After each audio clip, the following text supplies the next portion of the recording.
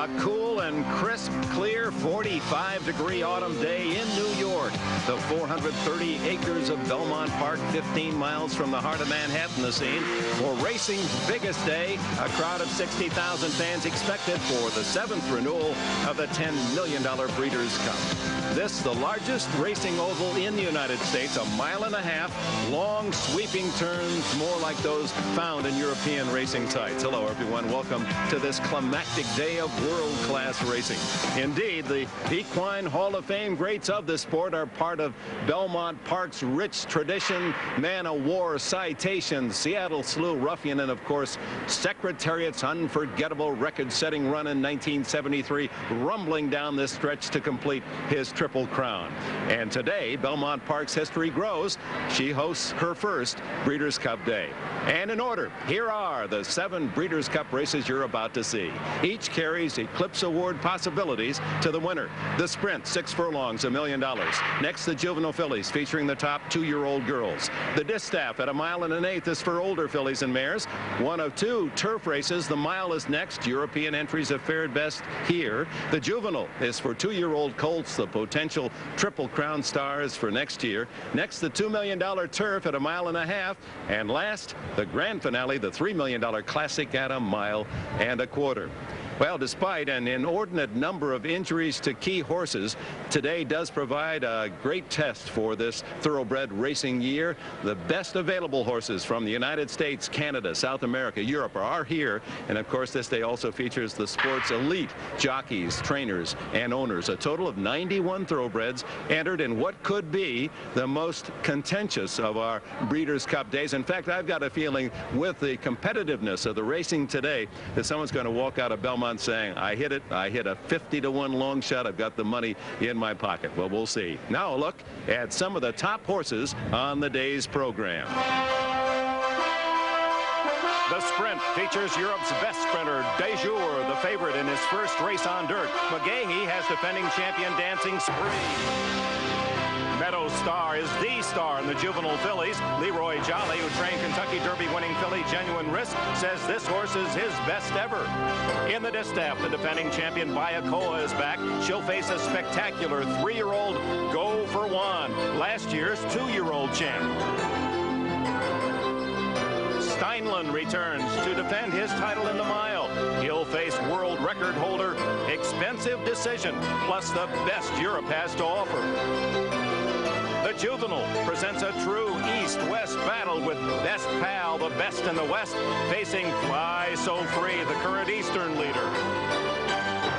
Arc de Triomphe winner Salmoirez looks to add a Breeders' Cup turf title, but England's Cacuites may try to steal it all. And then there's the classic Dispersal. The winner of the Woodward and Travers champion Rhythm are with solid hopes, but there is no true favorite in this wide open battle for racing's richest pot of gold, $3 million.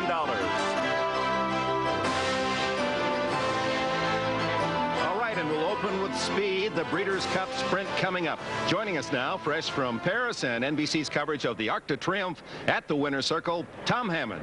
And Dick, the European horses could be a major factor today with a chance to win 4 of our Breeders' Cup races. New York is an easy trip for them, and this Belmont layout is suited to their style of racing.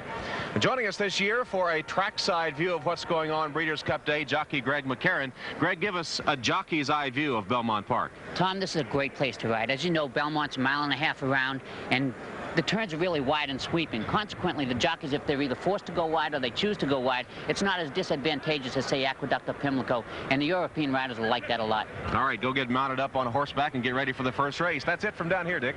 All right, gentlemen, we'll meet the rest of our stable of experts for today's coverage in just a moment.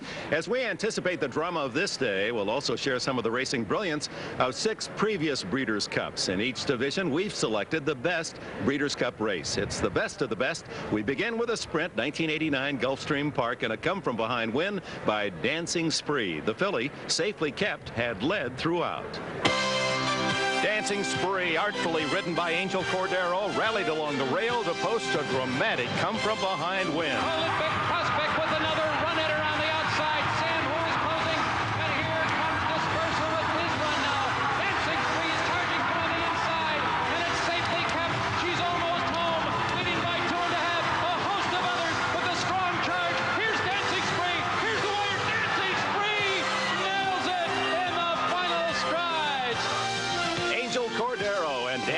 Spree roaring along the rail to catch, safely kept at the wire. Cordero and the 5-year-old Dancing Spree are set today to defend. It's a full field of talented speedsters, including safely kept. The sprint coming up, the first Breeders' Cup race of the day. Welcome back to Belmont Park. As you can see, they're on the track. 14 go for $1 million in the sprint. For the introductions, let's go down to Tom Hammond. All right, Dick, number 1 in our full field for the sprint is Senior Speedy, half of the entry trained by D. Wayne Lucas, who leads all trainers with 10 Breeders' Cup winners. This 3-year-old colt has won 3 in a row at Belmont, but against weaker opposition. 1A is Carson City, owned by W.T. Young, one of Lexington, Kentucky's most prominent citizens. He started his fortune by selling a peanut butter business. Carson City ran the best race of his career in the Boojum handicap here at Belmont 2 weeks ago, 6 furlongs, 108 flat.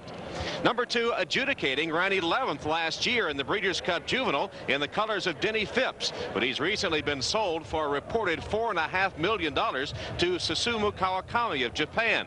He's ridden today by Japan's Hiroshi Kawachi. Adjudicating has won only once this year. Number 3, Shaker Knit, is owned by the Chouse stable of Bernard and Josephine Chouse, whose company is one of the world's largest manufacturers of women's clothing. This horse has but a single win in 1990. Number 4, Dargai, has raced exclusively in Canada this year, where he's won his last 2 races. Canadian Brian Swatuk has his first Breeders' Cup mount. Number 5 is the reigning champion sprinter, Safely Kept, who oddly enough earned her Eclipse Award after a defeat in last year's sprint. That gutty second to Dancing Spree, her only loss of the year. Safely Kept, owned by Barry Weisbord, has tasted defeat twice this year, both times to Colts. She was 4th to Carson City in the Boojum as Craig Perret attempted to rate her. So much for that experiment. Today they send her. Number 6, Corwin Bay, is principally owned by R.D. Hubbard, who was born in Smith Center, Kansas, the geographical center of the United States. And Corwin Bay knows geography. He won over $700,000 in Ireland as a 2-year-old last year. He's been impressive in his only 2 starts of 1990, 2 sprints in California. Number 7, Prospector's Gamble, was beaten 4 lengths by Corwin Bay at Santa Anita, where he did race on Lasix. Now, that anti-bleeding medication is not permitted in New York. We'll deal with the whole issue of Lasix later in the show, but in the post-parade, we'll show you graphically horses that raced on Lasix in their last start. By the way, jockey Gary Stevens is closing in on the single-season earnings record, over $14.8 million, set by Jose Santos in '88. Number 8, Dancing Spree, won the sprint last year, and like last year, he has not won in his last 4 races. He was so bad early in his career that Shug McGahee tried to give him away. Angel Cordero, by the way, looks for 3 straight sprint wins and a repeat on Dancing Spree. Number 9, Mr. Nickerson, owned by Robert Nixon. His wife Agnes writes the soap operas All My Children and One Life to Live. Mr. Nickerson was 11th in the sprint last year. This is his last race. Number 10, Black Tie Affair, was 8th in the 1989 sprint. He'll be ridden by Lafitte Pinkai today. Pinkai leads all jockeys with 5 Breeders' Cup wins. Number 11 is De Jour, the European sprint champion. He's been training at Lingfield in England on the dirt and around turns. He's won 5 in a row, and he makes his first U.S. start his last. After today, he retires to Sheikh Hamdan's Nashwan Stud in Kentucky. His jockey, Willie Carson, is a pilot. He knows a jet when he sees one. He says this is the world's fastest horse. Number 12, Potentiality, hadn't won a race until April of this year. Now he's won 5. One of his owners, Tex Sutton, is famous for transporting racehorses, first by rail and now about 3,000 per year by air. Number 13, Glitterman, owned by Sandy Sanders, who has a company that manufactures vacuum cleaners. And he's cleaned up with this horse to the tune of nearly $500,000. Winner of 3 races. He's come up short, however, in several major events. 6 furlong dash, a full field of 14. Dick, that's the field for the Breeders' Cup Sprint. All right, Tom, let's see who the fans favor here at Belmont.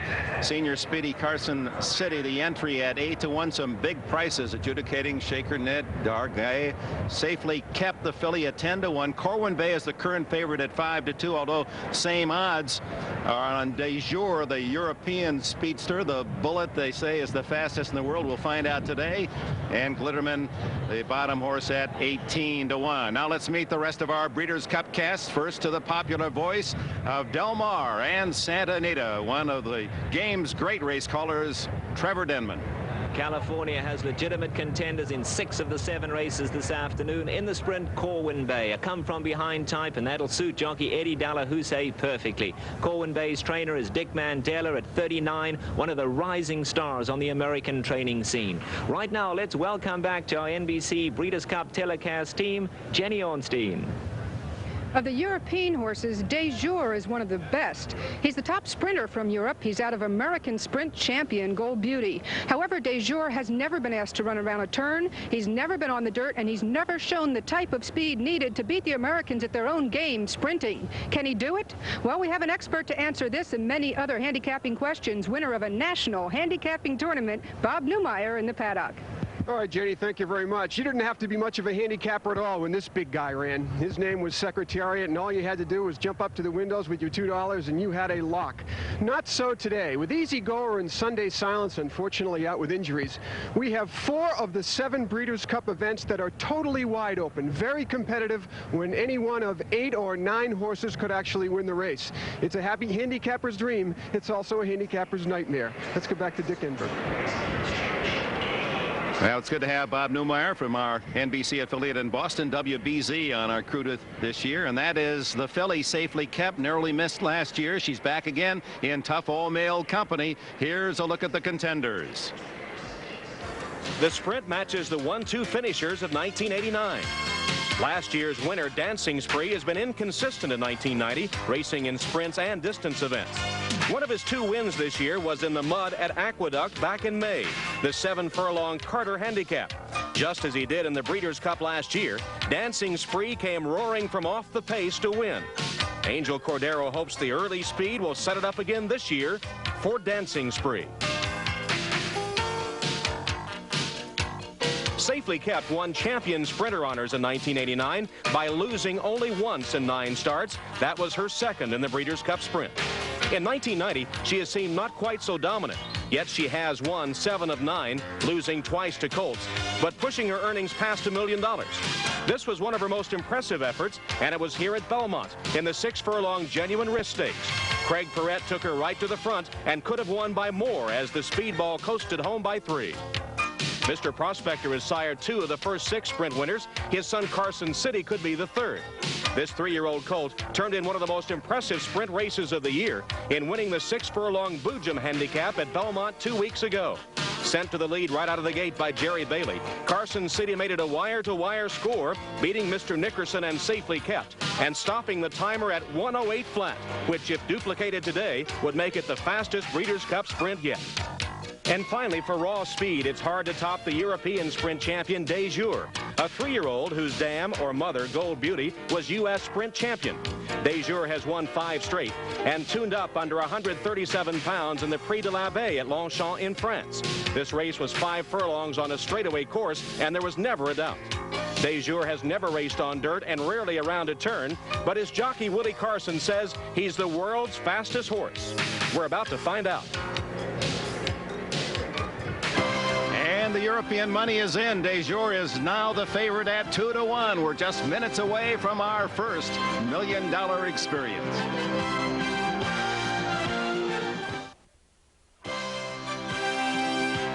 The 7th running of the Breeders' Cup is brought to you by your Toyota dealers and their quality line of cars and trucks. Toyota, I love what you do for me. By Chica Hotels. By Radio Shack, America's technology store. Nobody compares. And by Delta Airlines. We love to fly, and it shows. Back at Belmont Park for the 3/4 mile sprint. The run to the far turn here is less than a 1/4 mile. Wide sweeping turns will minimize problems of being outside, so De Jour from the 13 post shouldn't be hindered unduly. And they like De Jour as we take a check now. The closing odds, De Jour, the 11 horse at 2-1. Second favorite, Corwin Bay at 5-2. And the 8 horse, the defending champion in this event, Dancing Spree. Remember that marvelous run on the rail, guided by Angel Cordero to win last year at Gulfstream Park. We're joined this year, and we're pleased to introduce John Veach, one of the top trainers in the country. He trained the great sire Alidar, and you too have enjoyed the the Breeders' Cup experience 5 years ago. There's no better experience in the world than the Breeders' Cup. You know, in 7 short years, these races have become world class, and there's nothing more thrilling. The Derby, the Arc, all of those are right up there with the Breeders' Cup. Proud Truth, of course, in '85, won for John Veach. They're loading up for the Breeders' Cup Sprint, and our handicappers, we'll introduce them to you, but that's our cast of characters, and it looks as if they favor Corwin Bay. 3 votes for Corwin Bay. We'll check on how they do throughout the day. Now let's go down to Tom Hammond. And as they're loading in the gate, Greg McCarron is out on horseback taking a look at them. We see that they're all loading in. And Greg, any problems at the starting gate you can detect so far? No, Tom, they're all acting real good. But the one thing I did notice was most of the American riders really geared up their horses, whereas Willie Carson just came by me and he said his horse is nice and relaxed. He's acting real good, and he likes his chances. Willie Carson on Des Jours, the European champion who retires to stud after this, his first U.S. start. One thing to remember, all 6 runnings of the sprint have produced a sprint champion. Housebuster, the 3-year-old, the leader pro tem, but a big performance today could cinch an Eclipse Award for one of these sprinters. Tom Durkin returns to call our Breeders' Cup races this year. Tom, take it over for the Breeders' Cup Sprint. Thank you, Tom. And I've got to tell the folks here at Belmont Park what time it is. It is now post time for the Breeders' Cup Sprint. The field moving into place. Black Tie Affair is moving in. In the gate is last year's sprint winner, Dancing Spree, and indeed the sprint champion of 1989, Safely Kept. The field also includes the champion sprinter in Europe. There he is, Des Jours. He's moving into post position number 13, and he is sharing the favoritism in this race with Corwin Bay. Both horses now at 2-1. Des Jours just a bit anxious before he loads into the starting gate here. To his outside will be Long Shot Glitterman. Assistant starters move the English champion into line. Where is that? Now Glitterman will take his spot in the field of 14. There's a quarter-mile run before the first turn here at Belmont Park. Des Jours has never run on dirt. Indeed, he has never raced around a turn. And yet, by just a few dollars, is the post-time favorite in this race. Glitterman walking a bit, but now we're ready for a start for the Breeders' Cup Sprint. Heading in good order. Wait a second, Frank, wait a second. And they're off. And Safely Kept goes right to the lead. The filly champion quickly opens up here by 2 lengths. And on the far outside, Des Jours is right there, and Glitterman is also mixing it up. Des Jours mixing it up now with his American rivals. Carson City is up close to the pace. He's running along in 4th position. Potentiality is 5th. Dargai is now racing in 6th position. Mr. Nickerson has fallen. We have a spill on the turn. Shaker Knit went down, and Mr. Nickerson also down on the track. Spill on the far turn, and now the field moving toward the top of the stretch. It's Des Jours fighting it out with last year's champion, Safely Kept. The English champion now has taken a short lead as they come to the top of the stretch. Safely Kept is right there in behind them. Glitterman is now running along in 3rd. Black Tie Affair sweeps to the outside. Then Prospectors Gamble and Carson City. They hooked up at the start. They're still going at it. Safely Kept on the inside. Brave down to the final furlong on the outside. Des Jours, and neither giving way. A dramatic confrontation here as they come down to the final 16th, and it is Des Jours who forges to the front. Safely Kept coming back at him, and Des Jours took a bad step 10 feet from the wire, and Safely Kept comes on to snatch the victory in the final stride in this Breeders' Cup Sprint, which was marred by an accident as the field moved into the far turn. We will have an inquiry into this race. Shaker Knit went down, and I believe it was also Mr. Nickerson. Those 2 horses have fallen as they move on to the far turn. Unofficially here, it is Safely Kept in the sprint. An incredible Start of this $1 Million Day. 2 horses are down. We'll follow that story. Safely Kept appeared to be beaten by Des Jours, and Des Jours stumbles, just strides from the line, and Safely Kept, the only filly in the race, has won this $1 Million Sprint, just as she nearly won last year when Dancing Spree caught her from behind. Black Tie Affair takes third. Safely Kept, owned by Barry Weissport and JFB Stable, has won the Breeders' Cup Sprint. Down to Tom Hammond now, and he'll examine the accident. Well, let's look at the spill and see if we can find out what happened. Shaker Knit, you see, goes down right there. And Mr. Nickerson then stumbles over the fallen horse, we believe. We didn't get a very good shot. We could only see the one horse go down there on the back stretch.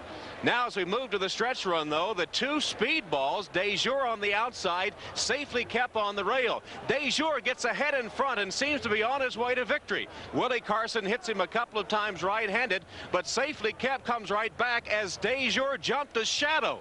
Des Jours jumped a shadow on the dirt track. He took that funny step and enabled Safely Kept to come back and get the win. Safely Kept to the wire in front, and I believe it was the shadow on the track that cost Des Jours the victory. Dick? Boy, a touch of everything, and that one is Safely Kept, aided by a shadow. A New York shadow defeats Des Jours' bid to be the world's fastest, not just Europe's. And we'll be back after these messages from your local station.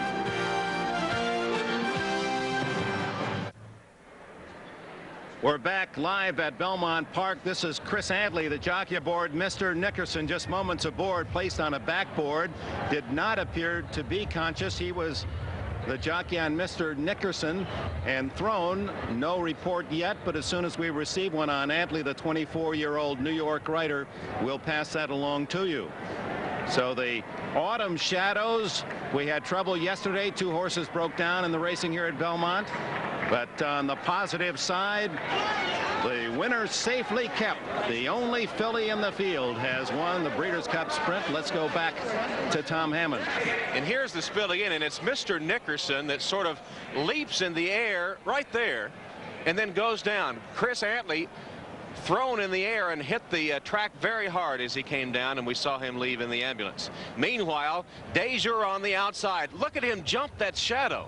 He jumps the shadow, and that costs him the victory as Safely Kept comes back to win at the wire. Remember, Des Jours has been running on turf races in Europe on the dirt track, and seeing a shadow right there perhaps cost him the win. Bob Newmeyer. Well, a contrast in emotions here in the winner's circle. Obviously, Craig Perret and his people are delirious. Not so jockey Willie Carson. Willie, let's talk about this race in 2 stages. First of all, the starting gate. Des Jours, known for his blazing speed. You seem to get off a half step slow. True? Well, that's him.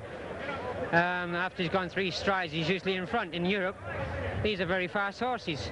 But I could have made the running if I'd wanted to, but if we're going too fast as it was to get home. And then I had to race one. I was being a bit, well, I wasn't going all out with him because he's better at 5 furlongs than 6. So I was just being a bit careful with him so as he would get to the other end. And of course I was going away the last 100 yards and he jumped. So he appeared to jump the photo finish shadow, Willie, that appears over. If you look, there's 50 yards, 100 yards before the line. There's another shadow, and he's jumped that and lost the race there, and then he's jumped the wire after. Had that ever happened to him before at any point in his career? Actually, the last time he ran, he lost concentration. He won so easy, and he jumped a shadow at Longchamp. He's the best horse. Tough luck, Willie. Yeah, it's tough luck. We don't get the money. We've got the best horse. Okay, let's go to Jenny. Well, Safely Kept has reclaimed her title again. A kind of marred race here, Alan Goldberg, but a game filly. Yeah, well, what we wanted to do last week, we tried to rate her, and we had her good and tight, and I might have just done a little too much with her. She's a big filly, but she doesn't need a whole lot of training. We backed up her on this week. She showed speed, and it seems like once she gets in front of a horse, she's awful game to let a horse go by. And that was the plan today, go to the front. We had a real good post position. She broke good. And I saw the other horse bobble around the 16th pole, but I still don't think he was going to go by. I mean, she was dead game. That's something he did in France, Des Jours, and congratulations to you. We'll take a look at the unofficial results for this sprint. Let's go back to Dick Enberg. All right, Jenny, safely kept, unlucky to lose last year, lucky to win today. De Jour from Europe is second, in Black Tie Affair, the unofficial results in 109.3. Tom? All right, safely kept, a winner over De Jour and Black Tie Affair. And here to present the trophy for the Breeders' Cup Sprint is Mr. Ted Bassett, the president of Breeders' Cup Limited.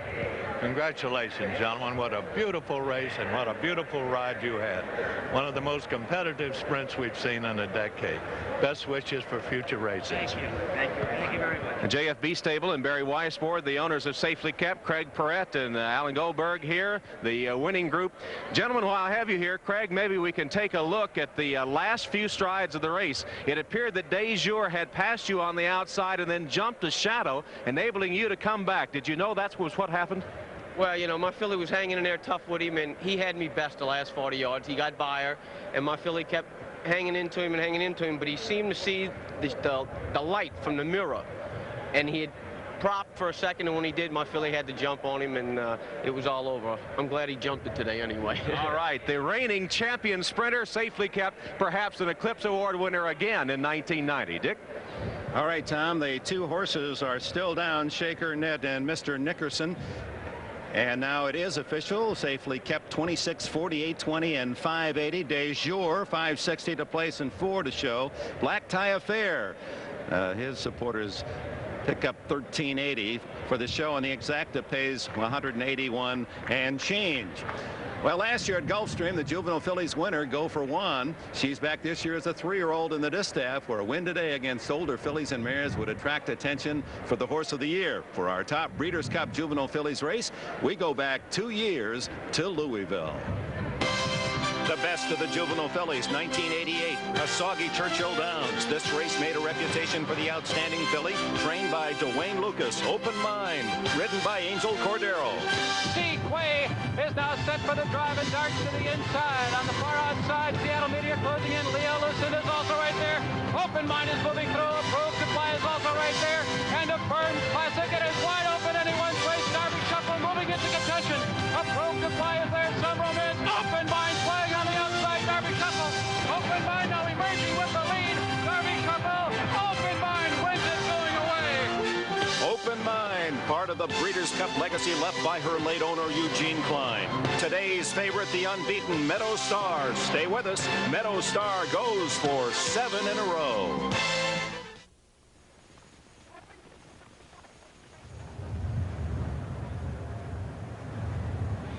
Welcome back to Belmont Park. And this large crowd at Belmont Park stunned by the events, not only the finish, but a 2-horse accident, and Mr. Nickerson is still down. There is the mount of Chris Antley. You saw Antley, the jockey, taken to a local hospital. And as they attend to Nickerson, who raised up, and John Veach, as you watch, what was your impression? What happened causing him to raise up?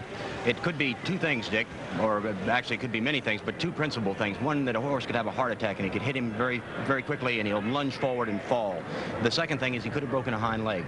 Breaking a hind leg, he would have gone and then lunged forward to try to make it up with the one good leg. All right, let's go to Trevor Denman. Down here in the paddock area, and we're speaking to Eddie Dalahousie a little earlier on, and I think one of 2 things in the sprint race, maybe we're going to have to reduce the field a little to try to overcome this interference. We had a lot of interference in last year's race, but probably more logically, I think the stewards are just going to have a word with the jockeys next year. They're a little too keen going for that $1 million purse, and there's been a lot of trouble in these sprint races. Let's go to Tom Hammond. Trevor, Mr. Nickerson is still down, and let's take a look at another replay we have and see if we can determine. This is a very distant replay, but look how he rises in the air right there, and Chris Antley is up at the full extent of his stirrups and then takes a tumble to the track. And it was a very odd occurrence, as John Veach said, perhaps a heart attack. There you can see that head over heels, a jockey right behind him. Here's the shot now from our blimp. We'll see if we can again see the accident. There it is, as Mr. Nickerson rises in the air. Then another horse trips over it. I guess that was Shaker Knit. Shaker Knit tripping over the fallen horse with Jose Santos aboard. But Mr. Nickerson was the one that initially went down and is still down on the track at this moment. And Dick, in the cases like this, the horse severely injured with no chance of recovery, it is humanely destroy it often, and that could be the case here. All right, so that is the sad story of our first $1 million race today. It did appear that Shaker Knit was the other horse.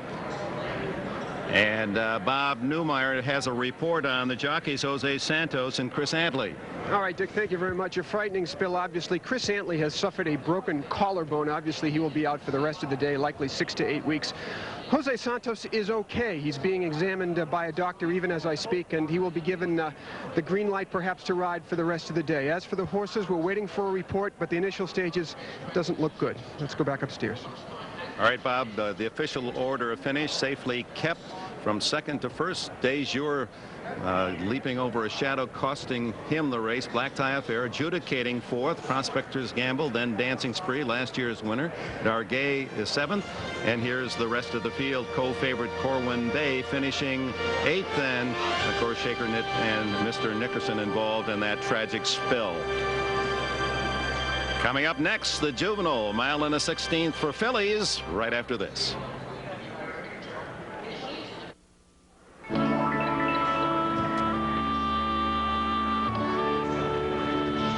Well, the favorite at 1 to 9, Meadow Star, and the upcoming Juvenile for fillies, 1 to 9 is correct, is owned by Carl Icahn, the chairman of the board of TWA, and if Meadow Star does win, it'll make a lot of young children and mothers happy. With that story, Bob will give us the donation of the monies for whatever Meadow Star wins today, and boy, do they love her at 1 to 9. She's unbeaten at 6 out of 6. We'll have that complete story from Mr. Icahn himself. And here's the morning line, the entry at 20 to 1.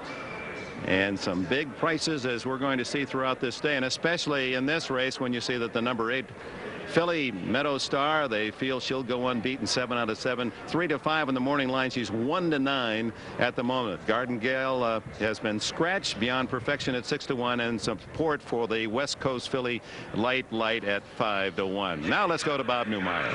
All right, Dick, thank you very much. If you had to pick one star of this Breeders' Cup, it might be Meadow Star, the undefeated 2-year-old filly. She's 6 for 6. Joining me is Carl Icahn, who normally gets up in the morning and reads the Wall Street Journal, I bet, but today he's changed that for the racing form. Tell us about your plans with purse money that you will win with Meadow Star and the future of that money. Well, in the future, we're going to give any of the purses to the Child Welfare Fund, and we hope we do some good with it. Our foundation has been doing a lot of this the last 6 years, and we hope to do a lot more of it. So every penny that you win with Meadow Star from here on in until the day she retires will go to this rescue fund. That's right, and I'm going to, for that week, and I'm going to match any donations given by anyone else. If anybody wants to give, they can call 800-892-STAR, and we've gotten some nice donations this week already, and we're going to match them. I know one of your children, Michael Hopper, is here. Michael, we just saw Meadow Star. How do you think she looks? Perfect. Perfect is right, and fans hope she stays perfect. Her record anyway here today in Juvenile Fillies. He's in one of our Icahn scholarships at the Harvey School, and he's doing great. All right, thanks very much. Let's go back upstairs. All right, Bob, Meadow Star, perhaps a great super filly. She's now at 1 to 5 to make it 7 straight wins. We'll see how she fares as we return after these words from your local station. This crisp fall day providing some beautiful pictures from our blimp as we look at the 1 1/16 miles course for Juvenile Fillies. A run to the far turn, less than a quarter mile through a wide sweeping turn, a substantial run to the finish. Too much speed early, and the stretch runners could engineer a surprise. Making its first appearance for NBC Sports, Airship Shamu, winding up a 8-week tour of the Northeast. Airship Shamu traveling on behalf of the 4 SeaWorld parks in Florida, California, Ohio, and Texas. And now look at the current odds and look at the prices. 16 to 1, Wilderness Song, Dance Smartly, the entry. And the reason for that heavy money on the unbeaten Meadow Star, the 8 filly, 1 to 5. In fact, Light at 13-1 is the second choice. So if Meadow Star should fail, there's going to be some big prices on that Belmont Park totalizator. But it's obviously the fans here favor Meadow Star. She is the biggest favorite of this entire day, unbeaten, sired by the unbeaten sensation Meadowlark. He won 3 out of 3 in a brief but brilliant career. Meadow Star. They don't come along very often. A 2-year-old filly who runs like a seasoned champion. An undefeated 6 for 6, Meadow Star enters the Breeders' Cup Juvenile Filly race the prohibitive favorite. This daughter of the undefeated Meadow Lake is owned by Carl Icahn and trained by Hall of Famer Leroy Jolly, who lost several prominent clients in recent years, but now is rebounding with a star 2-year-old. Jolly should know a good filly. 10 years ago, he trained Genuine Risk to end the 65-year male domination of the Kentucky Derby. Well, I think the greatest factor that they probably have in common, it's very hard to compare them physically. They're very unalike as far as their physical characteristics. Mentally, you have the same determination, and I think that's probably the hallmark of all good horses, is that they must have the mental determination to fight it out and run the very best they can every time. Meadow Star runs like an experienced racehorse, coming from off the pace, as in the spin-away this summer at Saratoga. Breaking from the outside, regular jockey Jose Santos allows her to settle in stride 4 lengths off the lead. Her ability was evident as she pulled away in the stretch to win by 2 lengths. Showing her versatility, Meadow Star runs a completely different race in the Frisette. The horses in the race that we expected to run and show speed, they scratched before the race. And so it became a situation where there was no real dominant pace setter in the race. So we simply had to leave it up to Jose, who very wisely just let her come away from the gate, be comfortable, and that put her head and head to the lead. And then when he asked her to run, well, she opened up and she ran very well.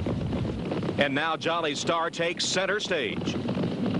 You know, it's what the Breeders' Cup is all about, and that you've gathered together the best that can be found anywhere to run all in the same race.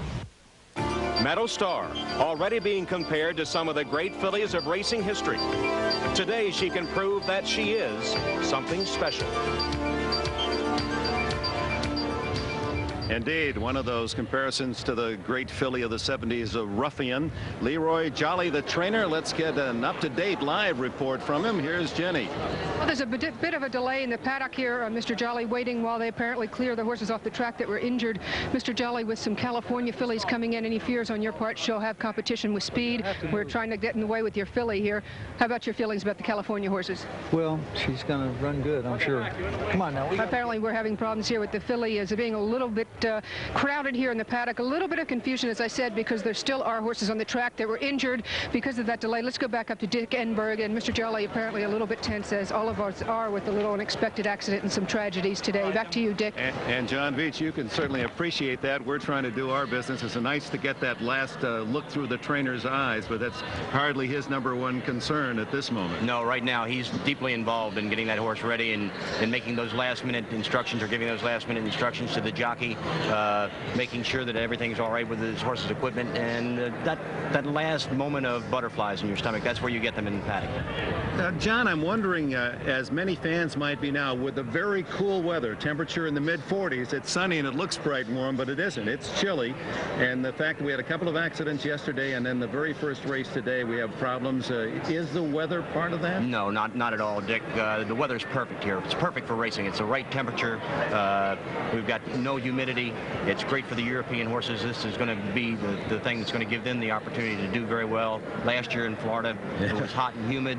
They came from their, cooler climate, and their coats have started to grow out. They get their winter coats very early over there, and they were at very much of a disadvantage this year. At Gulfstream, but you think, looking ahead to the turf races today, the European horses should fare well? They've got a great shot, a much better shot than they had this time last year. It's a perfect day for racing, as I said before. The unfortunate accident that we saw earlier is just one of those things that happen in racing. One of the unfortunate things. All right, let's go down to Tom Hammond as we prepare for the bugler's call to the track for the Juvenile Fillies. And there you see a look at this Belmont Park course with a good crowd on hand today, and it's sort of taken a little of the steam out of their enthusiasm, the mishap in the first race. But racing does go on, and the horses have their riders up and are heading toward the Belmont Park track. In just a moment, the Juvenile Fillies will make their appearance in front of the fans here at Belmont Park. You're taking a look at Flawlessly in the Harborview Farm colors, and Through Flight makes her way to the track, and the trumpeter will herald their arrival onto the racing oval here at Belmont Park. One thing to keep in mind, all 6 previous runnings of the Juvenile Fillies have produced the champion 2-year-old filly, and I think Metal Star probably is going to be the champion no matter what happens in this race, but she is the prohibitive favorite. There's the tunnel leading from the paddock toward the main track, and the trumpeter announces the arrival of the Juvenile Fillies, who will be racing for a purse of $1 million over a distance of 1 mile and 1/16. And they're the center of attention today. Metal Star, certainly one of the stars of the entire afternoon, unbeaten in her 6 career starts. But she hasn't faced a field the quality of this one, so this will be a bit of a test for her. But as we've been telling you, with the following the track of the bettors today, they certainly think that she can handle this field with the ease in which she has handled her earlier races thus far.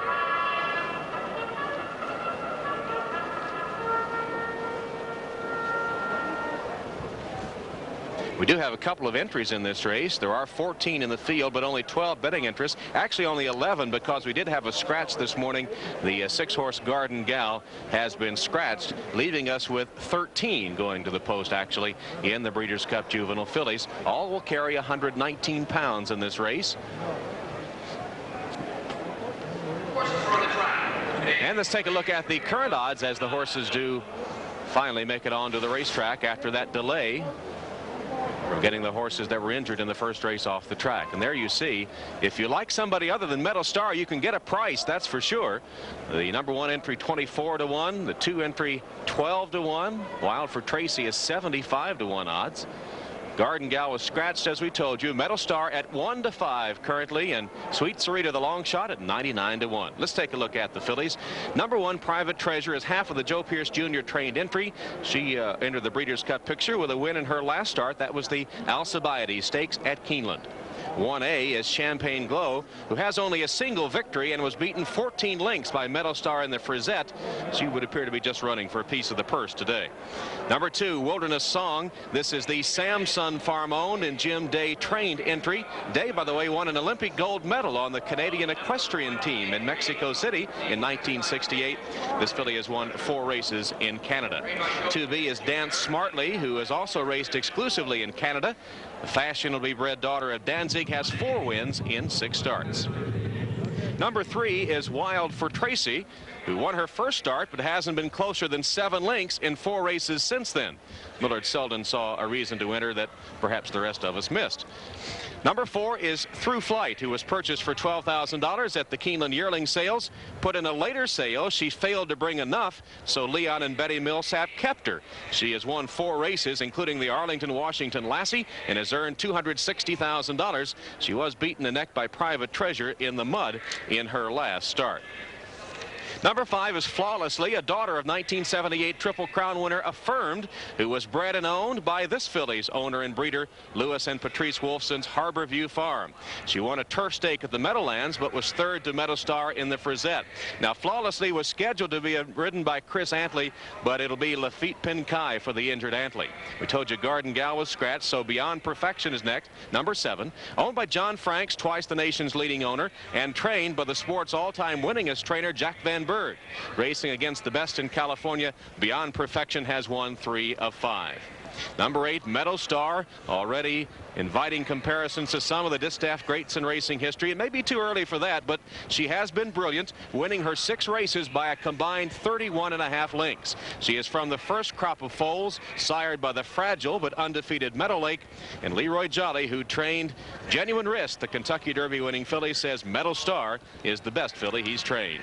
Number 9, Dora Dora Dora. That was the second choice for this filly's name. The first, Dora's Day. She's gotten better as the distances have increased, comes from off the pace, but in Florida, she hasn't faced the likes of Meadow Star.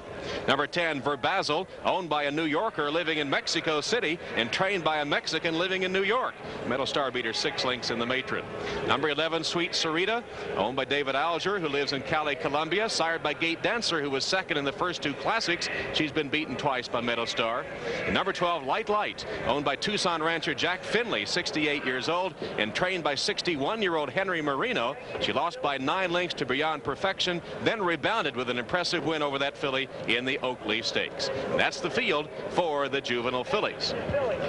Go to the Paddock area and Bob Newmeyer. All right, Dick, thank you very much. I'm here with Dr. Neil Cleary, who's a veterinarian here at Belmont Park, who was on the hospital after the unfortunate accident. What do you have to report on Mr. Nickerson and Shaker Knit? Well, Mr. Nickerson died. That's probably why he did go down during the race. And the other horse is in sternal recumbency. In other words, he can't get up. He is alert. We've taken him back to his barn to be further evaluated. Any idea what caused Mr. Nickerson's death? He was bleeding from the nostrils. He might have bled out from a large vessel in the lung. He might have had a heart attack, a rupture of a large artery, even would do the same type of a thing.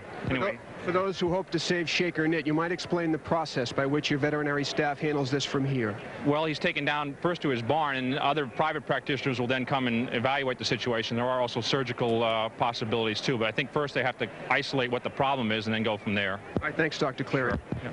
The irony of this, obviously, is 10 feet away from me, the site of the gravesite of the great filly Ruffian.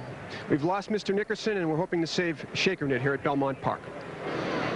Well, that's part of this game. There are so many wonderful moments, and of course this celebration of one of the finer days. As you look at the graveside of Ruffian, her nose pointed right at the finish line. One of the great fillies in racing history, a monument to her talent. She was put down after breaking a leg in that match race back in 1975. You saw the picks of our handicap group. Let's go back to that. We only had a brief look at it, but obviously they favor Meadow Star. I think we had one dissenting vote, and that was for the one filly in the field, Light Light, long shot, Tom Durkin. That's long shot. I guess we should introduce these folks. I guess Tom's touts is the Hammond, John the Head. I can't understand why you'd use that, Beach. Win again, Jen Ornstein, Beantown Bob, likes Meadow Star, Trevor Denman, Trust Me, Greg's Guarantees, Greg McCarran, and Long Shot Tom, the only non-Meadow Star supporter. Now let's go down to Tom Hammond. And we're taking a look at Greg McCarran, who is out on the horse track side. Greg, one thing, speaking from a jockey's point of view, a spill in the first race, a jockey injured and taken away on ambulance. What does that do to the mindset of the riders as they come onto the track for the next race? Well, the first thing that you want to do, Tom, is try to forget about it as you come out for the next race. It's certainly not something easy to throw out. You just have to say that, well, this is a new race. It's just like the first race of the day, and you can't worry about those things. If you do worry about them, then you're going to ride with a little bit of caution, and you're just not going to do any good that way. You've taken a look at these fillies. Meadow Star has had all eyes on her. How does she look to you at this point? She not only looks good on form, but out here galloping, she really looked good. But another filly that caught my eye was the number 10 horse, Verbazil. She was biting her pony, and she was pinning her ears. She's got a really sleek coat on her. And even though she was second to Meadow Star in her last start, there's a little more distance here, and she might run her down. Talking about Verbazil and biting the pony and so on, do you like a 2-year-old filly? Just babies as far as racing goes, very inexperienced. Do you like them aggressive like that, or would you rather have them a little more easier to handle? What I like to see them is in the paddock, nice and relaxed, and the closer they get to the gate, the more feisty they are, especially the fillies. If they've got that fight in them, that's when you need it late in the race, and those kind of fillies usually give it to you. Retightening the girth, it would appear there on Dora, the 9 horse. The saddle had come just a little loose, so they took the jockey, Mike Gonzalez, off to retighten the girth on Dora. Other than that, any problems at the gate, Greg? The 2-year-olds sometimes balk a little bit. We saw some experienced horses tough to get into the gate in the first race, the sprint. Okay. What about here as the first few begin to load? I think that the fillies, in any of these races today, Tom, I think they're all going to feel the tension that the jockeys have. And I think you'll see a lot of the horses balking going in, only because there's more excitement today than any other day. This is what the day is all about, the championship of all these races, and there's going to be a lot of horses balking going in. Brave Raj has the Breeders' Cup record for the Juvenile Fillies. In 1986, Brave Raj won this race. Here are the past winners. Outstandingly, Twilight Ridge, Brave Raj, and as we said, Meadow Star is probably going to be the champion no matter what happens here, but still it would take some of the sheen off Meadow Star, that unbeaten filly, should she go down to defeat in this the Breeders' Cup Juvenile Fillies. And there is Meadow Star. An assistant starter has a hold of her. Will take her into the starting gate. And Jose Santos, even though he went to the track on Shaker Knit in the first race, back up to ride this champion filly in the next event, the Breeders' Cup Juvenile Fillies. Lafitte Pinkai has replaced Chris Antley on the 5-horse Flawlessly, as Antley was injured in the spill in the first race. Juvenile Fillies, they'll go 1 mile and a 16th, 13 to the post. Tom Durkin will have the call. Meadow Star is in the gate, and the odds board reads 1-5, the shortest price favorite in the history of the Breeders' Cup. All fillies in line. We're ready for the start for the 1990 Juvenile Fillies. Standing in good order. And they're up. Light breaks alertly on the outside.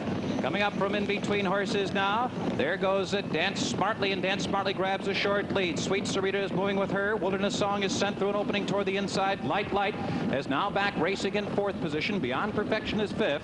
And then the favorite, Meadow Star, with clear running on the outside, now 6th. Through Flight is 7th. Wild for Tracy is 8th. Champagne Glow is now moving up 9th on the outside. Private Treasure is 10th toward the rail. Then there's a gap of 5 lengths back to the trailers. The late running Dora, Flawlessly, and Vermasso.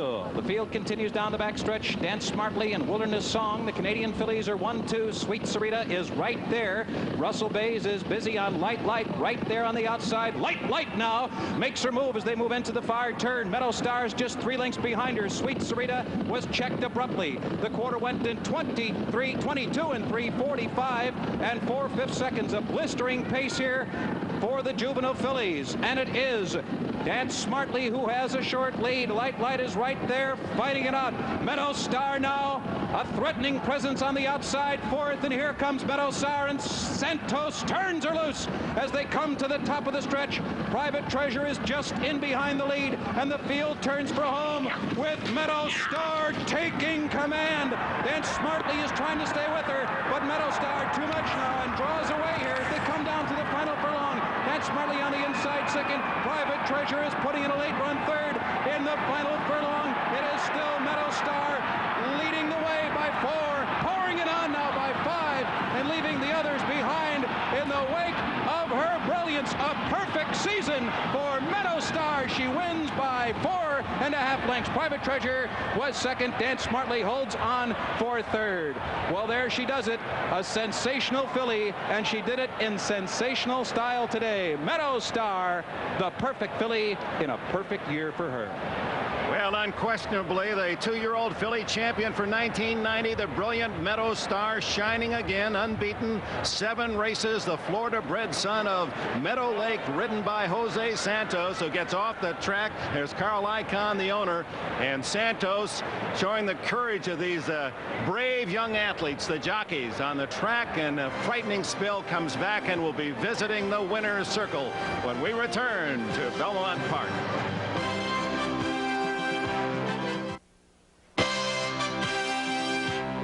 The 7th running of the Breeders' Cup is brought to you by High Performance Compact Personal Computers. Compact, it simply works better. By Consort, a sure bet for great-looking hair. By the U.S. Postal Service, an official Olympic sponsor. And by Extra Strength Tylenol Gel Caps. For everyday pain, nothing works better. Well, the first 2 races of this day, a microcosm of what racing's all about. The peaks and the valleys. We've seen the lows and the highs, and Meadow Star will deliver $450,000 via Mr. Icahn to the Children's Relief Fund. We salute that move. Private Treasure, a New Jersey bred. That's best ever in the Breeders' Cup by a New Jersey bred, and Dance Smartly from Canada finishes 3rd unofficially. Let's go to Tom Hammond. Dick Meadow Star was stalking the early pace set by the 2 Canadian horses, Dance Smartly and Wilderness Song. Here is Meadow Star right here as they approach the turn for home. She is just being sent by Jose Santos to the outside. She does go 4 horses wide, but easing up to the 2 early leaders. And as she hits the top of the lane, Santos will tap her a couple of times with his stick before actually cocking it into hitting position. Just with a hand right here, but he is asking her to run a little bit. Looks to his outside, whacks her a couple of times, and right now Meadow Star begins to take off. There he cocks his stick, gives her a couple of hits, 3 of them as a matter of fact, and continuing to get into her down the stretch.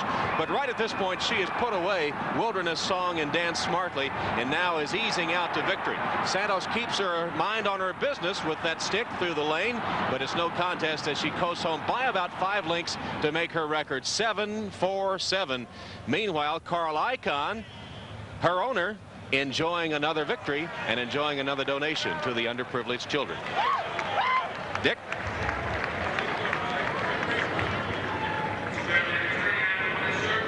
Chairman of the board, Carl Icahn, and there's his Princess Meadow Star. What a buy, $90,000 for this Keeneland September yearling, and she delivers $450,000 back, and it's on its way to the Children's Relief Fund. Let's go to Jenny Ornstein.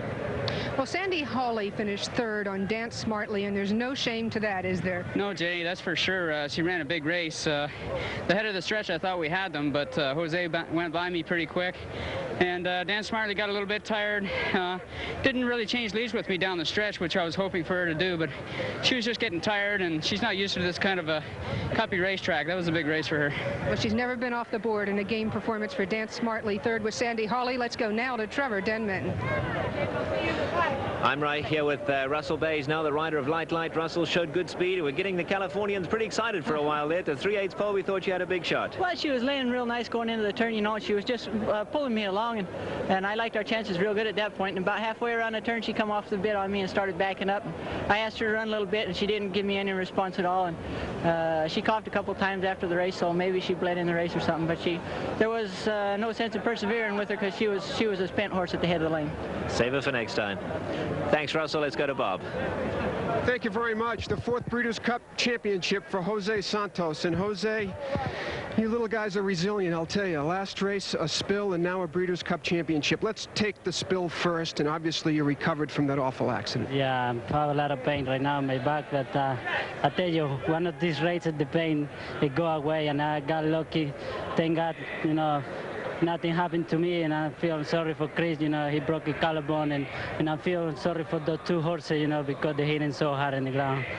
So you're lying on the back or the track with a bad back one moment, and now you're in the winner's circle over the undefeated Meadow Star. Just tell us briefly about your journey. Well, you know, this game, you know when you up and down, you know, it's a circle, and about this race, you know, and I have the best feeling in the race, and I'm real confident, and I'm staying the outside the whole time. I don't want to take any chance, and she really got tired a little bit in the last 8 miles, but she has so much class, and she, even though she's tired, she beat it anyway. Thanks, Jose. Let's go back up to Dick Enberg. All right, Bob, and quickly, it's official now. Meadow Star, the shortest price ever at a Breeders' Cup, paying only $240 to win, $240 to place, and $210 to show. Private Treasure, $8 and $340, and Dance Smartly, $260. The Exacta, $23.60. And now for the trophy presentation. Dick, we're in the winner's circle with Alan Dragone, who is the chairman of the New York Racing Association, to present the trophy for the Juvenile Fillies to Carl Icahn. Carl, congratulations on behalf of Breeders' Cup. And Naira, please accept it. You have a marvelous filly there. Right. You give it to this fellow, you hold it for a while. Okay. And congratulations. Okay, thank you. Thank you very much. You're in a great race. Dick? Oh, see something.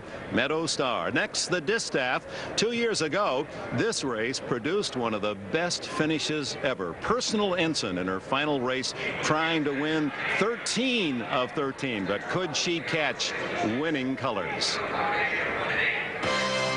1988, Churchill Downs the setting for the best Distaff. The Kentucky Derby winner, Winning Colors, leading all the way, but caught at the wire by unbeaten Personal Ensign with Randy Romero. Here comes Personal Ensign, unleashing a furious one on the outside, but it is still Winning Colors. Goodbye, Halo. Personal Ensign is 1/16 of a mile from the wire. Winning Colors is there. Personal Ensign, a dramatic finish, and here is the wire, and it is Personal Ensign there with Winning Colors in a photo. In the final stride, a dramatic come-from-behind win by Personal Ensign and jockey Randy Romero. Today, another marquee matchup, Bayakoa and Go for One, when we return to Belmont Park.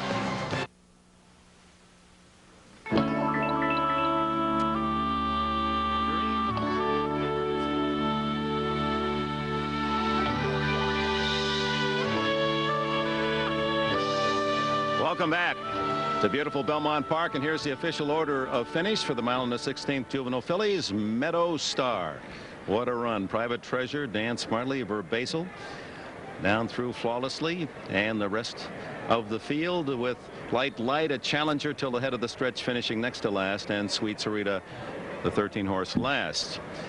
Well, let's see how our handicappers, our NBC crew, well, we all came up with a win except for long shot Tom Durkin, who had a light. Well, they picked the chalk and were able to come away with a score. We'll see how they do in the next 5. Trevor Denman has this report. Well, the report this time is about Gorgeous. It certainly did shape up to be the best race of the afternoon. We did have 3 major contenders. Unfortunately, Gorgeous came up with a chip bone, and Gorgeous will be retired to stud. Certainly a very illustrious career, one of her greatest races last year when she chased home Bayakoa in the Breeders' Cup down in Florida. Gorgeous, however, not with us this afternoon. Trainer Neil Drysdale not represented today, and unfortunately it looks now like we're down to a 2-horse race with Gorgeous out of it, and let's hope she has a very successful stud career. So Gorgeous, who pushed Bayakoa last year in the Distaff, goes to the breeding shed. Here is the morning line. Gorgeous scratched, as you can see. Bayakoa at 6 to fun. Go for Wand, the juvenile filly winner of last year in the Breeders' Cup, at even money. But currently, those numbers changing more in favor of Go for Wand, who is now on the tote board at 3 to 5. And Bayakoa, the 6-year-old mare, second choice at 7 to 5. Well, Gorgeous scratch yesterday. Another top horse sideline. It has been a turbulent year at the racetrack. Horses have come and gone, and some have come back again. We do have most of the best of the rest at today's Breeders' Cup, but oh, there could be so much more. The conclusion of racing for 1989 provided so much promise for 1990. Sunday Silence earned Horse of the Year honors, and his stirring rivalry with Easygoer offered great promise for the sport into a new decade. The new year began with the spotlight on unbeaten phenom from Puerto Rico, Mr. Frisky. But at Churchill Downs, the Derby favorite disappointed. The 116th run for the Roses moved unbridled into the racing headlines and provided the highlight of a lifetime for a grand dame of racing.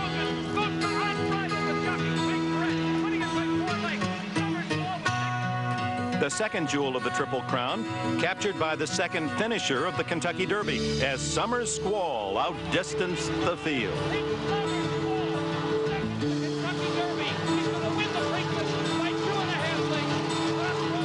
Another disappointing finish for Mr. Frisky was the least of his worries. A throat abscess almost killed him, and the Derby favorite hasn't raced since. A new star emerged among the older horses, Criminal Type. He would dominate some of the very best in the sport. In June, Sunday Silence came back from knee surgery. In his first appearance since last year's Breeders' Cup, he returned a winner. This year's strangest twist occurred in the Belmont, with Summer Squall skipping the race because of New York's Lasix ban. It was Ireland's Go and Go, romping over Unbridled for the upset win. Meanwhile, Criminal Type continued his world-beating tour, conquering the best in the business. Claiborne Farms in mid-July was the last place you expected to see Easygoer, who was scheduled for an August showdown with Sunday Silence and Criminal Type. Bone chips in his ankle sent the '89 Belmont winner to early stud. Days later, Sunday Silence wound up just down the road from Easygoer at Stone Farm. A torn ligament in his leg forced retirement, but not the end of his story. Meanwhile, the star of August was last year's 2-year-old Breeders' Cup champion Rhythm, who returned to form, winning the Travers. Hockey star Wayne Gretzky scored in another arena when Golden Pheasant won the John Henry Handicap and the Arlington Million. The journey of Sunday Silence took him beyond Stone Farm. Japan's Zenya Yoshida, who owned a quarter share, bought the '89 Horse of the Year and sent him to stud in Japan. 1990's top sprinter, Housebuster, felt the effects from a rough ride in the Vosburg, sidelined him for the season. Criminal Type, the likely favorite for the Breeders' Cup Classic, out for the year, ankle injury. That same day, Hall of Fame trainer Mac Miller lost another Derby hopeful. The undefeated Eastern Echo broke a bone and was retired. Not all was disappointing. Perhaps the greatest 2-year-old filly since Ruffian, Meadow Star, emerged as a new hope. Over $700,000. Go for Juan, the shoe-in for the 3-year-old filly champion, won big in the Beldame, a time only 2/5 of a second slower than Secretariat's record. For Juan takes the Beldame by... Earlier this month, 2 more disasters. Summer Squall bleeds in a race, is scratched from the Breeders' Cup. And Golden Pheasant fractures a bone in a workout, ending what has been a very strange season. And unfortunately, in light of the action of this day, it continues to be unique indeed. We'll be back after these messages from your local station. The Distaff is next, and here are the current odds. Again, some big prices, in part because of the popularity of Go for Juan and Bayacoa. Most feel this is a 2-horse race. Go for Juan, odds on. Gorgeous Scratch, Bayacoa, the 6-year-old mare who won this race last year, at 6-5. And again, if you don't like the 2 favorites, you'll walk away happy wagerer. Well, Wanda's Go for Wanda's nickname, the odds-on favorite, the super filly trained by Billy Badgett. He's near Jenny Ornstein. And you can see trainer Billy Badgett putting the tongue tie on Go for Juan. This 3-year-old filly wears this to keep her from swallowing her tongue, an expression for rolling the tongue back in her throat and shutting off her hair. It's It's common equipment for her. And here, of course, she's going to have to face the toughest veteran mare of her life, Bayacoa. Billy Badgett, she has beaten the older fillies 2 times before. Can she beat Bayacoa? We know she has the 3-year-old title wrapped up, but this could be Horse of the Year. What do you think? Well, she's got a tough task, but she's going to run good. Stalk the pace, you think? On the lead, what? It'll be up to Randy when they come out of there. I don't really know right now. All right, Billy, obviously a tense moment for you. Good luck to you. Go for Juan, obviously champion 3-year-old filly. Let's go back up now to Dick Enberg. All right, Jenny, with John Veach. And John, before we ask you how you feel this race will be run, Charlie Whittingham, who has become a folk hero around this country, lost his hair in World War II when he contracted malaria, and his name is the Bald Eagle. I think we ought to establish right now what they call you. John the Bald. John the Bald. Okay. Does that mean I should kneel on one knee as I address you? That would be appropriate. If you give me a winner, I might. How do you see this race being run? I think that the speed, the key, is Bayacoa. She can control the race. She'll dictate the terms to Go for Juan. Go for Juan is going to have to come and catch her, and that's a very difficult thing when you're with a filly of Bayacoa's talent. She's just overwhelming. And anyone else in the field do you feel has a chance? The only horse I think that really has a chance to come from behind is Colonial Waters. I think that they'll take her back, let Bayacoa and Go for Juan fight it out, and if they should tear each other's doors off at the head of the stretch, then Colonial Waters could step in to the spotlight. All right, the trainer of Bayacoa, the Hall of Fame trainer, just inducted with John Henry, is Ron McAnally. He's with Bob Newmeyer.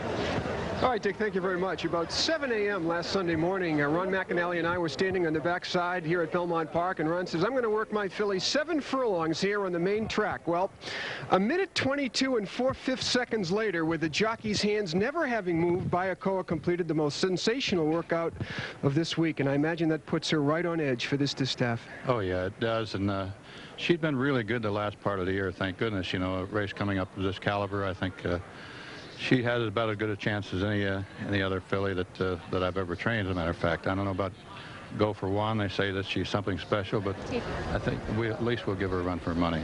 On paper, with the defection of Gorgeous, this appears to be a match race between Bayacoa and Go for Juan. You seem to have the edge because you have the natural speed. Is that the tactics that you've just given Lafitte Pinkai to play catch me if you can? Well, not necessarily. I just told him to run the same race he ran in the Spinster, he has the advantage of the best post position being on the outside. And just let Go for One. If she wants to take the lead, let her. But if we get the lead, you know, make sure it's an easy lead and let her come and catch us. Go get him. Okay, thank you. All right, Ron McAnally, best known for his work with John Henry, but he's got a dandy here in Bayakoa. Dick? All right, Bob, in the past 6 years of the Breeders' Cup, there was no owner more prominent nor more successful than Gene Klein. He won 5 races. He was particularly successful in the Distaff, winning with Lady Secret and that Great Gray Life's Magic, and finishing second to Personal Ensign with winning colors. Gene Klein left racing days after last year's Breeders' Cup at Gulfstream. His entire stable sold in a multi-million-dollar dispersal. And then earlier this year, Gene Klein left us. He was physically a big guy, and he played life and sport in a big way. His success in racing was typical, and incredibly quick success. Very quickly did he make the big trips to the winner's circle. He was bold and aggressive. He loved to win. He's part of the history of this day, and I, for one, will really miss him. And now down to Tom Hammond.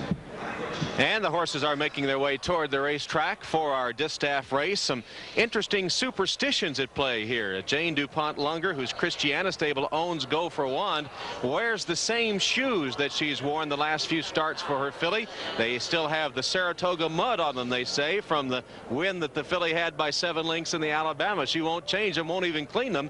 And Billy Badgett, the trainer of Go for Wand, won't even watch the race from the owner's box. He couldn't make his way there at the Breeders' Cup Juvenile Fillies at Gulfstream Park last year because of the crowd. Go for Wand won, and so Billy Badgett is forever banished now from the owner's box.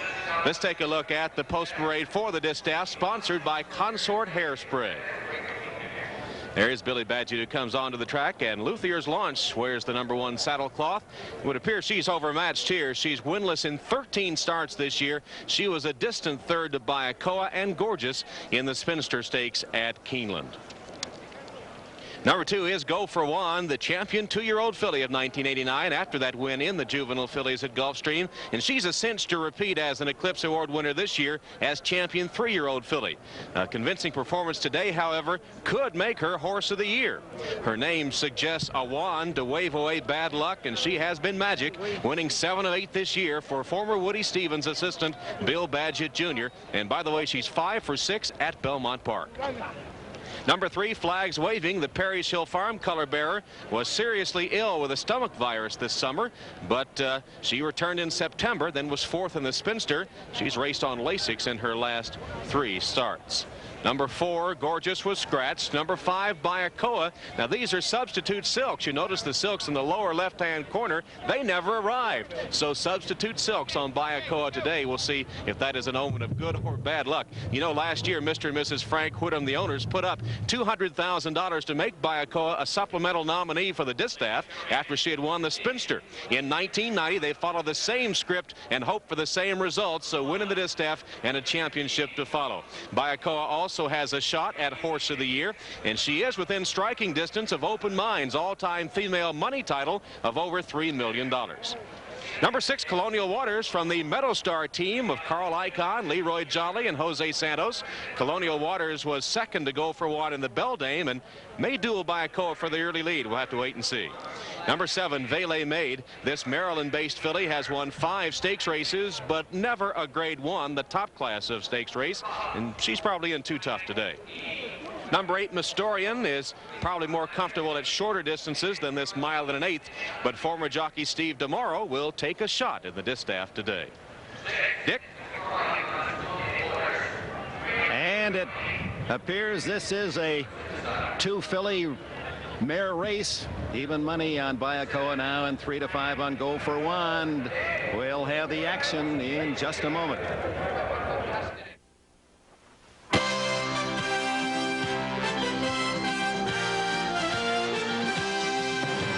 Breeders' Cup Distaff is sponsored by Consort, a sure bet for great-looking hair.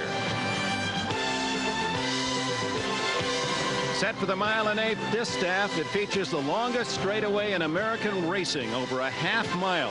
A very fair test. Jockeys with plenty of time to make decisions. Nowhere else in North America will a race of this distance be run around one turn. There you see they'll start on the far side out of that chute and a 1.5 mile run. So the jockeys will enjoy this as their kind of race. And let's see how those who are wagering a bob look at it.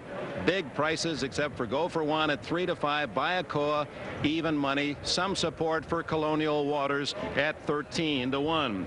Well, with Gorgeous House out, it does boil down to a 2-horse battle. Defending Distaff champion 6-year-old mare Bayakoa against the 3-year-old sensation Go for One. Here's Tom with more. Every previous winner of the Distaff has received an Eclipse Award as divisional champion, including Bayakoa, who won this race last year. And trainer Ron McAnally is following the same game plan he used in 1989, a prep in Keeneland Spinster Stakes, a tune-up used by 4 Distaff winners. The race was 3 weeks ago, and Bayakoa was sensational, beating Gorgeous by 3 in stakes record time. This 6-year-old mare figures to take the early lead today, trying to duplicate last year's triumph. Standing in the way will be the brilliant 3-year-old filly Go for One, winner of last year's Breeders' Cup Juvenile Fillies, on the way to her Eclipse Award and certain to be champion 3-year-old filly this year. She has only 1 blemish on her record this year, 1 second in 8 starts, and she loves Belmont Park. Here in the Beldame against older mares, she beat Colonial Waters by nearly 5 lengths to set her up for today's race, a battle perhaps for Horse of the Year.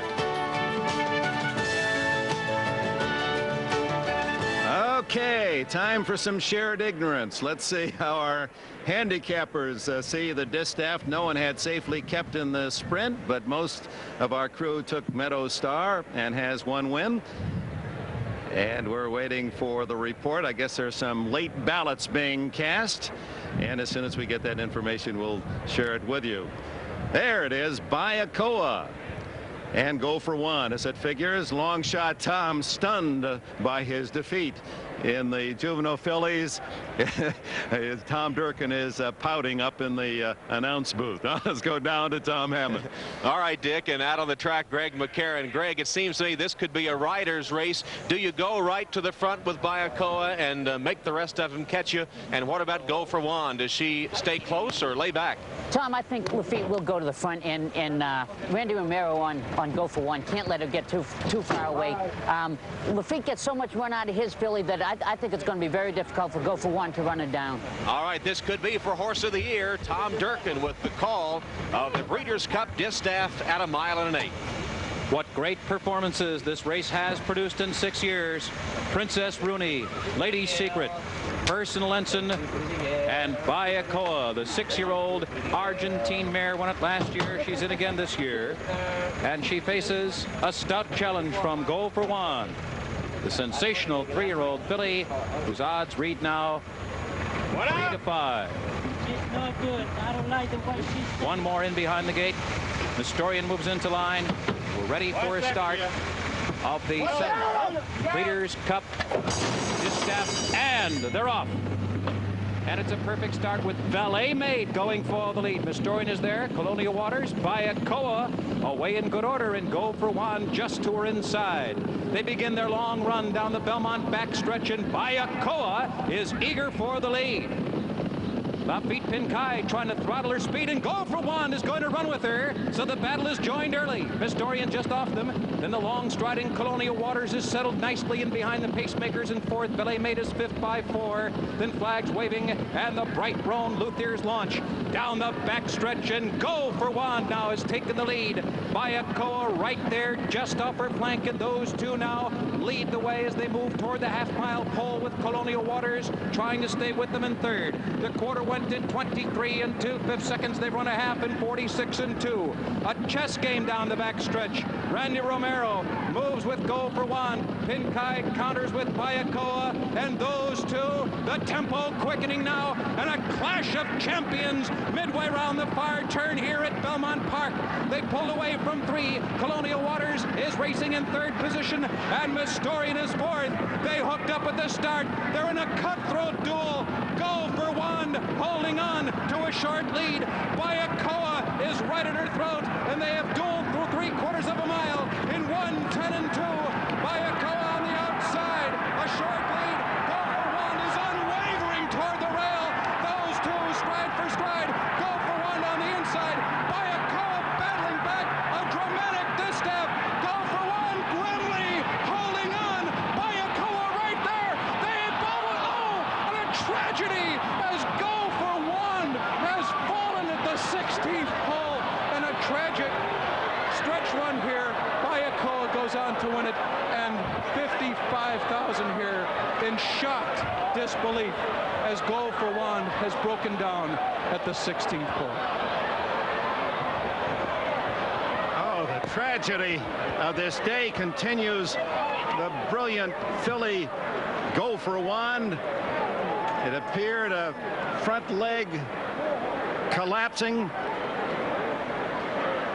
and jockey Randy Romero, who rode Go for One to the Juvenile Filly Championship at the Breeders' Cup in Gulfstream Park last year, joins fellow jockey Chris Antley, although at least in Romero's behalf, he is conscious. If you've just joined us, Chris Antley in the sprint on Mr. Nickerson broke a collarbone, was sent to the hospital. Here they are dueling, one a mirror of the other throughout the entire race. Go for One on the inside and Bayakoa on the outside, and then Go for One reaching down deep to battle to the wire, and within strides of the finish line, a wrong step, a turn, a twist, and Go for One will go down. There it is. And suddenly Bayakoa's victory an empty one. Tom? The head-on shot, Dick. You can see the bad step taken by Go for One, who did snap a foreleg. Randy Romero going to the track. And it is rapidly turning into the most tragic day in American horse racing history. A hollow victory indeed for Bayakoa, a great champion mare who was showing her grit and determination by battling head-and-head with the equally valiant Go for One until the tragic broken front leg by Go for One. Randy Romero on the backboard being lifted onto the stretcher. The second seriously injured rider of the day. Chris Antley taken away by ambulance after a spill in the first race. Excuse me.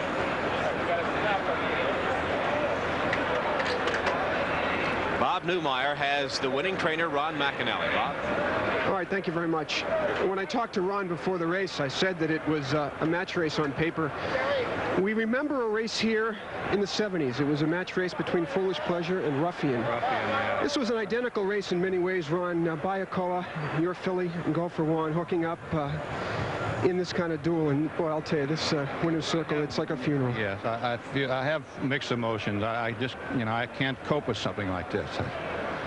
I feel good about our filly, but the other filly.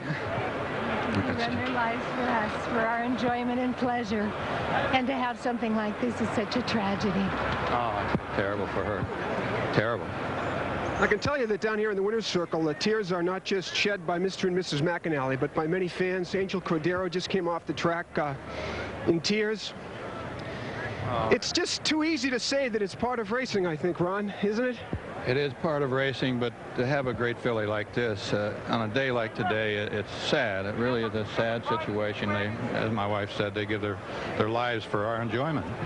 We'll try to get a word with the Go for One connections when we come back.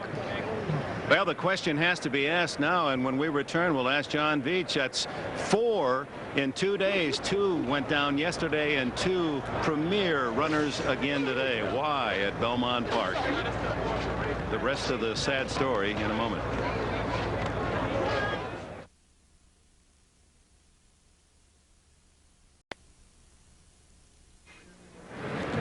So unofficially, Bayakoa, repeating her Distaff win of last year, joins Miesk, the brilliant European filly, as the only two horses ever to win 2 Breeders' Cup races.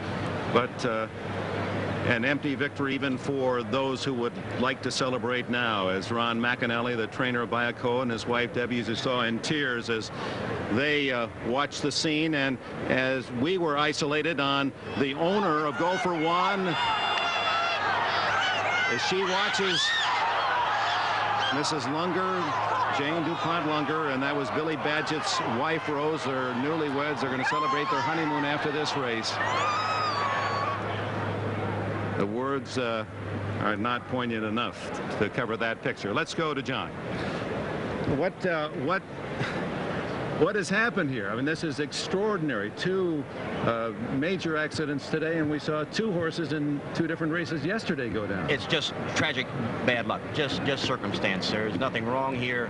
It's just a filly that we just saw running her heart out, giving everything, to just bursting to win, and she took a bad step.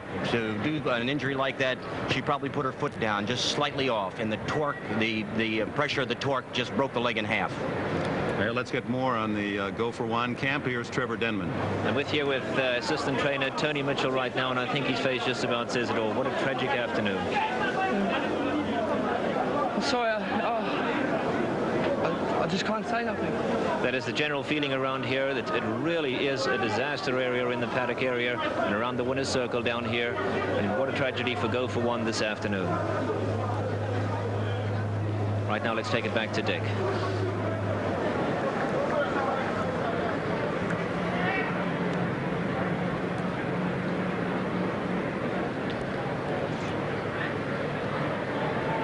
The pictures tell that story much too well. Incredibly, on this Halloween weekend, Go for One's Dam Obeah, that means voodoo, a spell.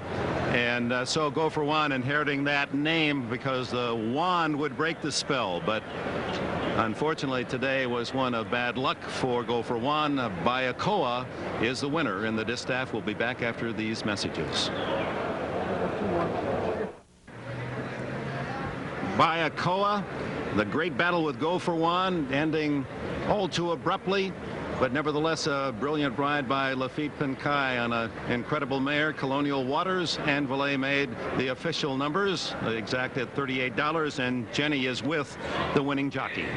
Lafitte Pinkai, as you can tell by his face, not the typical expression of a winning jockey. What a tough way, a painful way to get a victory. Yes, it is tough to win this way. The other filly was putting a tough fight. She's a great filly, and I really feel bad for the owners and the jockey and everybody. All right, Lafitte, congratulations, but again, a tough way. Again, Go for One with a terrible fracture of her right front ankle was destroyed just moments ago. Dick, back to you. So that official that Go for One, as we watch Bayakoa and Go for One to very quickly engage in that head-to-head duel, John Veach. Yes, right here they're evenly matched. Go for One taking the fight to Bayakoa, something that nobody expected. Probably trying to take away some of her steam to get the advantage on her own, and which she does here. Now she's dictating the race to Bayakoa. Then Bayakoa has to come back at her.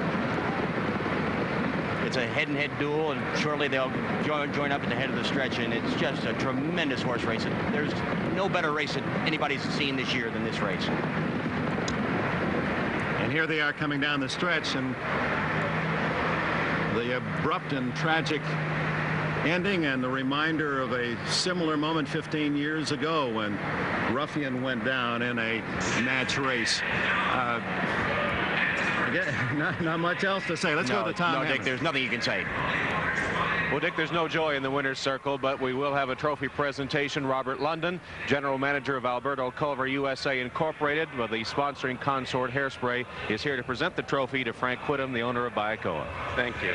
On behalf of the Alberto Culver Company and its sponsoring brand for today's race, Consort Hair Care Products for Men, we're pleased to present you the trophy for this year's Breeders' Cup Distaff. Congratulations. Thank you, Mr. London. Mr. Whittam, your mare, her ability is obviously well known, but we heard from Ron and Debbie a moment ago, and it's a tragic way to have to accept a victory for a brilliant mare. It sure is, and our heart goes out to owners and all the public to see that. It's just a tough way to win. I have to compliment you on your sporting instincts, though. For 2 consecutive years now, your mare had a championship locked up, and yet you risked $200,000 to make her a supplemental entry for this race when you didn't really have to win a championship. Do you think you can take the Horse of the Year title in 1990? Well, that was a consideration to when we supplemented the mare. She has, you're familiar with a very good record that she has, and I think she'll be considered for Horse of the Year. And what are your plans now for her in the future?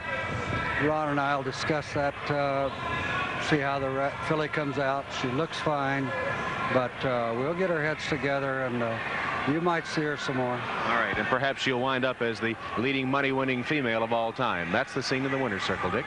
All right, Tom, Bayacoa winning for the 7th time in 9 starts this year. The Argentine-bred certainly a candidate for some top votes. Colonial Waters, Valet Maid, and the rest of the field. And Go for One on the bottom of the results. Well, we got to switch gears here and go on, and there have been some positive things in sport and in this sport. In fact, it's been a terrific year for the gray hairs. Nolan Ryan at 43 continues to overpower with his strikeout speed, and George Foreman continues to box after 40 and box pretty well. Hale Irwin, how about him in the U.S. Open? And comebacks too by Joe Ferguson in the NFL and Guy Lafleur in hockey. And in racing, 54-year-old Lester Piggott, England's all-time rider. He's the British Bill Shoemaker. He's taken a circuitous path to today's Breeders' Cup. From teenage phenom to sagey veteran, Lester Piggott is considered the greatest of all European jockeys. An absolutely fearless rider, he holds a record 9 victories of the famed Epsom Derby. This one aboard his favorite, Nijinsky, in 1970. After a distinguished career, including more than 5,000 victories, the 11-time champion jockey decided in 1985 at the age of 50 to hang up his silks and turn to training. But 2 years after he quit riding, Piggott received a 3-year prison sentence for tax evasion. Life without racing left Lester empty. So 2 weeks ago, nearly 5 years after his retirement and approaching the age of 55, now released from prison, he regained his jockey's license, much to the delight of his adoring fans. Then earlier this month at Longchamp in Paris, a pre-race accident injured jockey John Reed. He was to ride Royal Academy in the Breeders' Cup Mile. So trainer Michael O'Brien gave the nod to Piggott. And today, aboard Royal Academy, the crowd at Belmont will witness the legend of Lester. And Lester Piggott aboard Royal Academy, royally bred son of Nijinsky II. Morning line at 8-1. Priola 6-1. Who's to pay at 8-1. Mark of Distinction considered a top chance on this grass course at Belmont at 4-1. Watch out for that filly lady winner from France. Steinlen, the defending champion, the United States, 3-1. Dwayne Lucas. Steinlen, good support there on the morning line, 3-1. Distant Relative has been scratched. We might just add as we go to commercial now that the favorite at the moment on the board at 7-2 is Who's to Pay.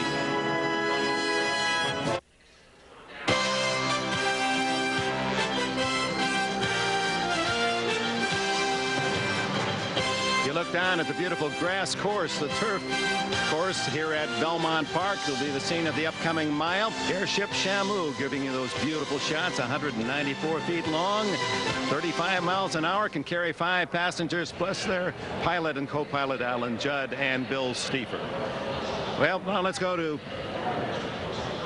Trevor Denman. Well, to every dark cloud there is a silver lining, and the silver lining this afternoon is that jockey Randy Romero is up and feels fine. Randy, just what happened out there, and how do you feel? She was going great. She warmed up super. She never took a bad step in her life, and then went down the straight, and she started making her run, and there was nothing bothering her, and she just slapped her leg off. She was sound as a dollar. She looked like she was really giving her everything she had down the lane. She was determined, and she was going to win today, you know, because I had set her down a little bit down the lane, but I really had some horse left, and I was just waiting till the last part of it. And all of a sudden, she just snapped it. Thank God I'm here today, and I'm sorry to see Miss Lunder and Billy. You know, they did work hard, and she's a super great filly and one of the best of all times, you know, and just hate to see what's happened today. No question about that. And the good part of this whole thing is that you are fine. How do you feel right now? Any bumps and bruises, any cuts? Did the doctor okay you without any problems? I'm doing fine and hoping to ride in the Classic in a little bit. Terrific. Well, thank you very much, Randy Romero, for being with us after that tragic spill there on Go for One. And right now, let's take it back to Dick.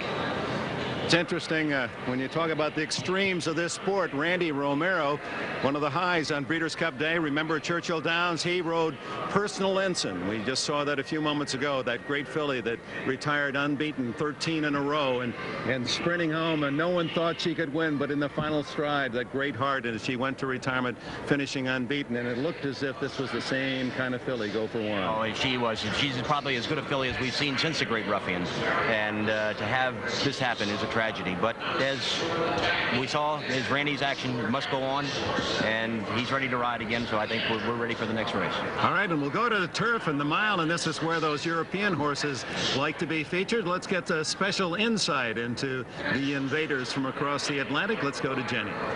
Mike Dillon is the press officer for Ladbroke in Europe. You've seen 4 of these European horses in the mile. Who could take it?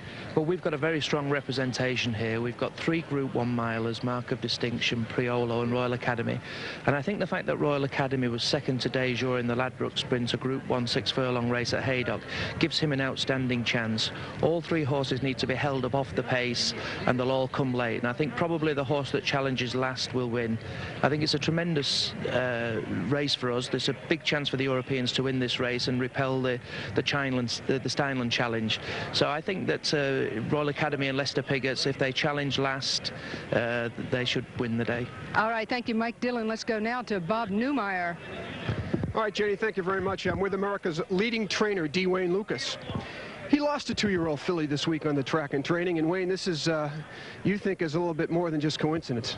Well, I think we're starting to see something here develop that we have to be aware of, and it's going to have to be of concern, because this is a tragic thing. We're showcasing our sport at its very best today, and to have 2 horses, meet the tragedy that Mr. Nickerson and Go for One have, it's unfortunate.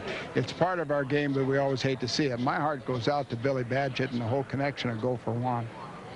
Is this a track superintendent problem? Is it a medication question problem, Wayne, in your opinion? Who will come under fire here for this awful tragedy?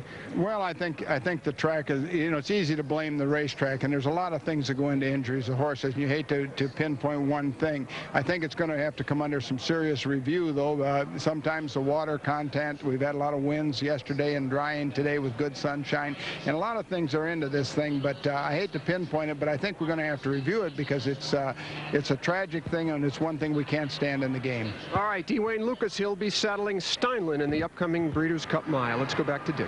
And the defending champion, currently the 3rd choice at 5-1, Royal Academy, the favorite of the wagers at 5-2, the number 1, Royal Academy.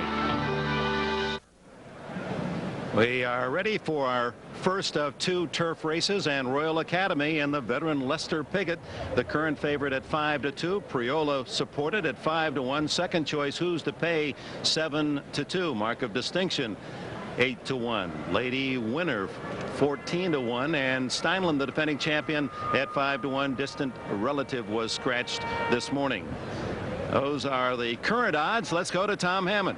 And of course, Dick, this is always the most popular race on the Breeders' Cup card. It's had the most starters, 75 of any of the 7 races, and the horses now are making their way to the racetrack. And also, this race, the mile, has the longest priced favorites on the championship program. And we saw that. The favorite right now, Royal Academy, is only at 5-2. This year's mile is sponsored by Toyota, and number 1 is Royal Academy. Royal Academy is American bred but European raced, a 3-year-old who gives the great Lester Piggott his 2nd Breeders' Cup mount. This colt has raced mostly in sprints, as far as a mile only once in his career. Number 2, Priolo. This French-trained horse is conditioned by Francois Boutin, who saddled Miesque for back-to-back Breeders' Cup mile victories. The dual Group 1 winner is ridden by Cash Asmussen, the American jockey who is now the leading rider in France. Number 3, Who's to Pay, owned by the Rokeby stable of 83-year-old Paul Mellon, one of the patriarchs of the American turf, and trained by Hall of Famer Mac Miller, who has seen 2 of his outstanding young runners, Red Ransom and Eastern Echo, felled by injury. Who's to Pay has won 3 of 4 since switching to the grass, and though getting 16 pounds, beat Steinlen at Saratoga. Number 4, Jala Gel, a Canadian-based runner, beaten by expensive decision and Who's to Pay in his last 2 starts. Trainer Alton Quanbeck is a former steeplechase jockey. Number 5, Mark of Distinction, trained by Luca Comani, whose father was 10-time champion trainer in Italy and whose mother was twice champion lady rider in that country. Regarded as England's top miler, Mark of Distinction made 1 foray into the United States, finishing 4th to Steinlen in the Caesars International, ridden today by Frankie Dettori, a hot young rider in England. Number 6, It's All Greek to Me, owned by Jerry Redding, who's developed a number of hair care products. This 3-year-old has never been off the board in 6 turf starts, but not against the kind he meets today. It's the first Breeders' Cup mount for Jockey Nakatani. Number 7, Lady Winner, who tries to become the 4th filly to win the mile, trained by Maurice Silbert, born in Cairo, now training in France, where he developed the champion filly Dahlia. Lady Winner, though, is no Dahlia. Number Shotgun Scott is number 8, finished 4th in last year's Juvenile. He's earned over $500,000 this year, only has a single win in 5 placings. Shotgun Scott was 2nd in his only other start on the turf. Number 9 is Expensive Decision, owned by Edward Shapoff and trained by his 71-year-old father Skip, who left Harvard after a year to join his father at the track. This horse set a world's record for a mile on the turf in the Kelso handicap at Belmont October 8th, and is the first Breeders' Cup mount for grass specialist Jean-Luc Samin. Samin on the green. Steinlen is number 10. He bowled his way through along the hedge to win last year's mile, the pinnacle of a championship campaign, but he's had few flashes of that sort of form in 1990. He ran this distance only once this year and won, but is currently on a 3-race losing streak. Distant relative was scratched, which brings us to Great Normand. You think he's a long shot, 30-1 on the morning line? Well, he won the Meadowlands Cup in his last start at 181-1, the longest prize horse to ever win a graded race. Colway Rally's number 13. His only win this year was at a mile on the turf. His trainer, Julio Canani, grew up in Peru but ran away from home and came to the U.S. at age 16. Working as a groom, he won enough money betting one day at the races to claim a horse and begin his career as a trainer. Number 14 is Go Dutch, who came to the U.S. from England in July and hasn't been worse than 2nd in 5 starts. Owned by Dorothy Mead, who operates Quiet Meadow Farms in Connecticut and New York, where emotionally disturbed children can ride and work with horses. And that's the field for the Breeders' Cup Mile. Dick? And watch out for the European horses, and they brought maybe their best ever to a Breeders' Cup. Royal Academy, Priola, Mark of Distinction, and Lady Winner, all well supported. The mile on the turf is next.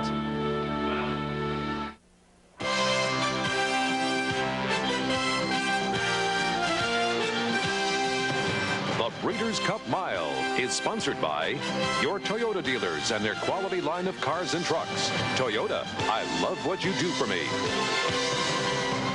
Mile on the turf, and Wayne Lucas, the most successful of all Breeders' Cup trainers. He has his mile champion of last year hooking up with an intriguing international field. Let's go to Tom. 5 horses have raced in the mile and gone on to championships, including Steinlen, the morning line favorite to repeat his win. But that could be asking a lot off his recent form. One of his occasional moments of brilliance this year came in May in the Hollywood Turf Cup. Laying just off the early pace, Steinlen wore down Hawkster in the stretch of this mile and a quarter event and got up to win it by a neck. Who's to Pay is a horse to watch, beating Steinlen at Saratoga while getting 16 pounds. But he has won 3 of 4 since moving to the turf. His only loss was to Expensive Decision, who was recording his first stakes win in more than a year. It came in this race, the Kelso Handicap at Belmont, as Expensive Decision stalked the early pace, then exploded in the stretch, finally getting by Who's to Pay and setting a new world's record for a mile on the turf. Priolo, the French horse, is trained by Francois Boutin, who saddled Miesque for back-to-back wins in the Breeders' Cup Mile. Mark of Distinction is making his second U.S. excursion. He was fourth to Steinlen in his previous trip, the Caesars International. But Mark of Distinction looked good in his last start, beating an excellent field, including Distant Relative, in the Queen Elizabeth Stakes over a mile at Ascot. Perhaps a preview of a European mile victory today.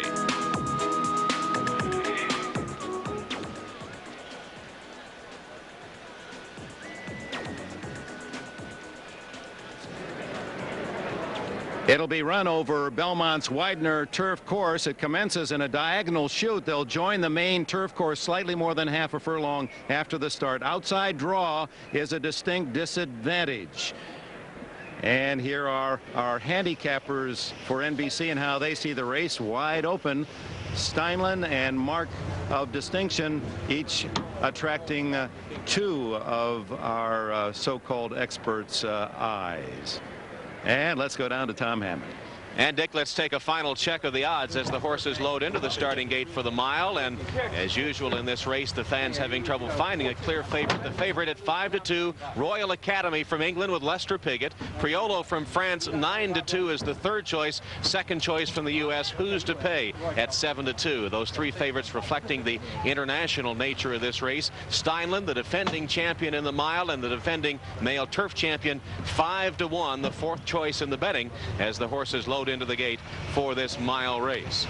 Tom Durkin ready to call it. They'll go a mile on the grass for a purse of $1 million. Last year's mile winner is back to defend his victory. Steinlen is in the starting gate. Two more to load here. 99-1 Colway Rally, and the outsider Go Dutch. Field of 14, a strong and formidable group from Europe in here to face America's best. To pay, and they're off in the Breeders' Cup Mile, and Shotgun Scott is away quickly. Expensive Decision is right there with him, and those two duel early. Lady Winner with good early speed is angled over quickly to the inside. Go Dutch on the outside fourth. Steinlen is up close to the early pace. He's now fifth. Mark of Distinction's taken under a hard hold. He was steadied in behind Lady Winner. On the outside, beginning to move up now. It's All Greek to me. He's about 6 lengths off the lead. Mark of Distinction is now pinned down on the inside. Colway Rally with clear running moving up. Long shot Great Normandy's about 9 lengths off the lead. Royal Academy with clear running on the far outside, and down inside Who's to Pay, 9 lengths from the pacemakers. Priolo is second to last. Gelajo trails the field. Expensive Decision and Shotgun Scott, those two moving together. The quarter went in a sharp 22 and 3/5 seconds as the field enters the far turn. A grueling half mile here of 45-4, and it's Expensive Decision now who shakes loose from Shotgun Scott. Go Dutch. It's All Greek to me is now coming with his sharp rally on the outside. Steinlen is now faded to fifth. On the outside, Mark of Distinction has clear running now, and here comes Mark of Distinction with his run for the lead. Lady Winner is in behind a phalanx of horses with nowhere to go. Royal Academy and Lester Piggott are 6 lengths off the lead, but they're launching their rally now as they come down to the final furlong. It's All Greek to me as a short lead. Expensive Decision battling back. Mark of Distinction. Royal Academy is thundering down the center of the turf course, and Steinlen is fifth. They're coming down to the finish. Lester Piggott flailing away at Royal Academy. It's All Greek to me toward the inside. Here's the wire. Head bobbing finish. Royal Academy does it, and the living legend out of retirement, 54-year-old Lester Piggott pulls off the upset here. Thank goodness for a happy ending and a wonderful story. 54-year-old Lester Piggott, who hadn't ridden for 5 years, was in prison for a year in England, rallying Royal Academy, didn't break well at all, was last out of the gate. They rated his colt, a Kentucky bred, well, and this royally bred son of Nijinsky, the second out of Crimson Saint, down the stretch to win this mile turf. Oh my. We'll be back with the official results as Royal Academy has won the mile turf, apparently. We'll be back after these words from your local station. Lester Piggott.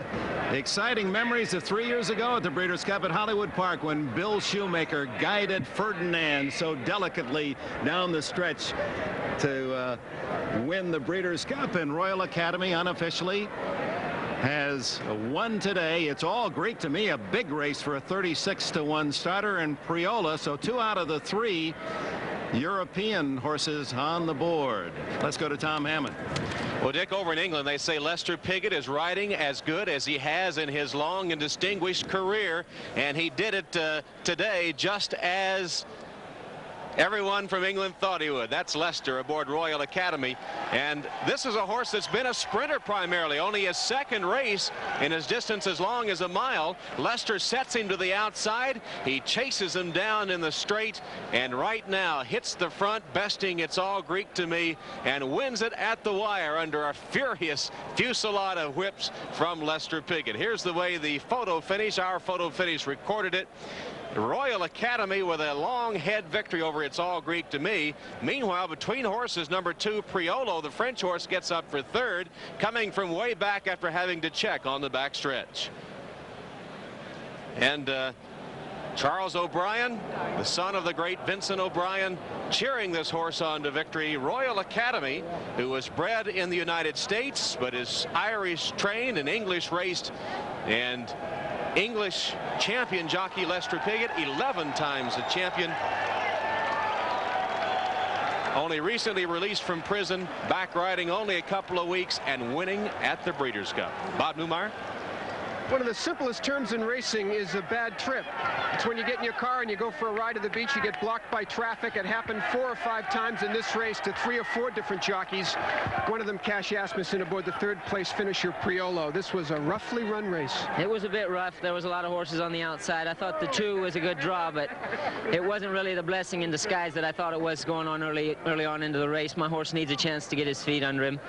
He did, but we were a bit farther back early on than I wanted to. He finished well and can't take anything away from the winner because he was in a bit of trouble as well. Would a clean trip have put you in the winner's circle? A clean trip might have put 3 or 4 different ones in the winner's circle, so that's just kind of the way the race was run today. Of course, you're now riding in Europe, and I guess there's another name that you have to go up against in the upcoming years, and he's in the winner's circle now, Mr. Lester Piggott. Well, I guess I've been having to go up with him for the last 10 or 12, so maybe another 10 or 12 will do me some good. All right, Cash Asmussen, Texas, now riding in Europe. Dick? It appeared defending champion Steinlen finished 4th. Mark of Distinction was another that had a troubled trip in the mile turf, but not for the weathered smiles of Lester Piggott. Tom Hammond, I think you were there at the Keeneland sale when the purchase of Royal Academy for $3.5 million, were you not? I was there, and the Crimson Saint has been one of the great producing mares in recent years for breeder Tom Gentry, and of course she has had the likes of many good stakes winners, and Pancho Villa being one of them, and she has another top stakes winner here. Trevor Denman standing by with the report. Trevor. Here he comes. Here comes Lester Piggott right now. Let's go in and watch him weigh in here for this race, and we'll try to get him onto the camera right after this. What a magnificent end to this race. Here's Lester Piggott, 55 years old on November the 5th, and what a master ride there by Lester Piggott. Lester, can we have a word with you on NBC, please? What a comeback here for Lester Piggott today. We expected you to go to the lead early on, but you sat back. Can you tell us what happened out there in the race? Well, I had a good race, really. You know, I was a little slow away. You know, just a bit. It was a bit scared of the gates. You know, doing on the inside there, it was just a bit slow. But after that, you know, I had a nice run all the way through. You know, and he just looked at something when he straightened out. You know, otherwise he would have run a bit further. Where do you think he'd win it? Well, not until the furlong from happened, you know. Yeah. But he just hesitated when we straightened out, you know. He just ducked in a bit to the left, but you know, he won comfortably, really. I just had to ride in the last 100 yards. Thank you very much. Storybook ending there. What a great ride, Lester Piggott. Lester, gotta go to the stairs. Lester. Charlie O'Brien is the son of trainer Vincent O'Brien, who unfortunately couldn't share this glory with you. Where is Dad? Unfortunately, he's at home. He got a slight bout of the flu this week, and he just couldn't travel. Well, he won't see this live, but he'll see it shortly on tape. What do you have to say to Dad? Well, I'm only delighted. We've thought about this race all year, and I'm really glad we came here, and it's all worked beautifully. The mile, the future for this horse now? It could well be. Hopefully he will stay a mile, yeah. All right, Charlie O'Brien, congratulations on the mile. Let's go now to Dick Enberg. All right. Boy, nothing like that feeling, cheering that winner home. And Royal Academy with that bad break out of the gate, John Veach is pointing out that may have been a terrific break for the young colt, because as a sprinter, he was able to gallop along and then really let it fly the last 6 furlongs and pay 765, 60, and 420. It's all Greek to me will please those who backed him to place at 1820 and 920, and Priola at 480, and an exciting exacta payoff of $470 and change. John, you had your eye on Royal Academy, and really was late out of the gate. Yes, and as you mentioned, it probably was part of his victory. That horse has been running short, 3/4 of a mile, 7/8 of a mile, and he's basically a sprinter. So he broke badly, which made Lester take him back, let him gallop along, and when he set him down, he did it from about the 5/8 pole, so he was running his best distance.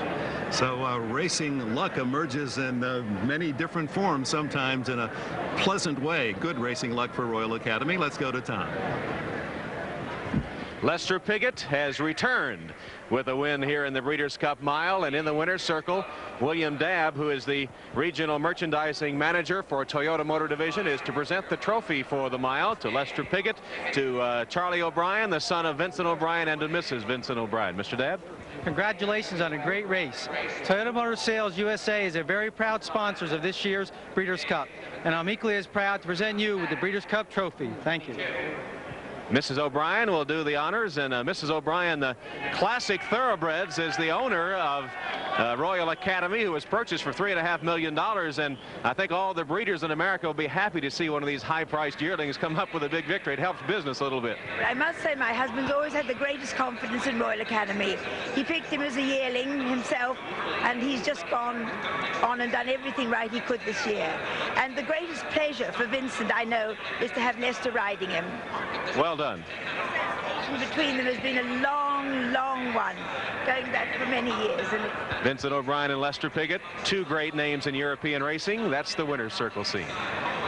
Well done for Lester Piggott. Now to the best of the best, the juvenile 2-year-old colts. These are the potential Kentucky Derby stars of 1991, and the first Breeders' Cup Day provided the best of the best.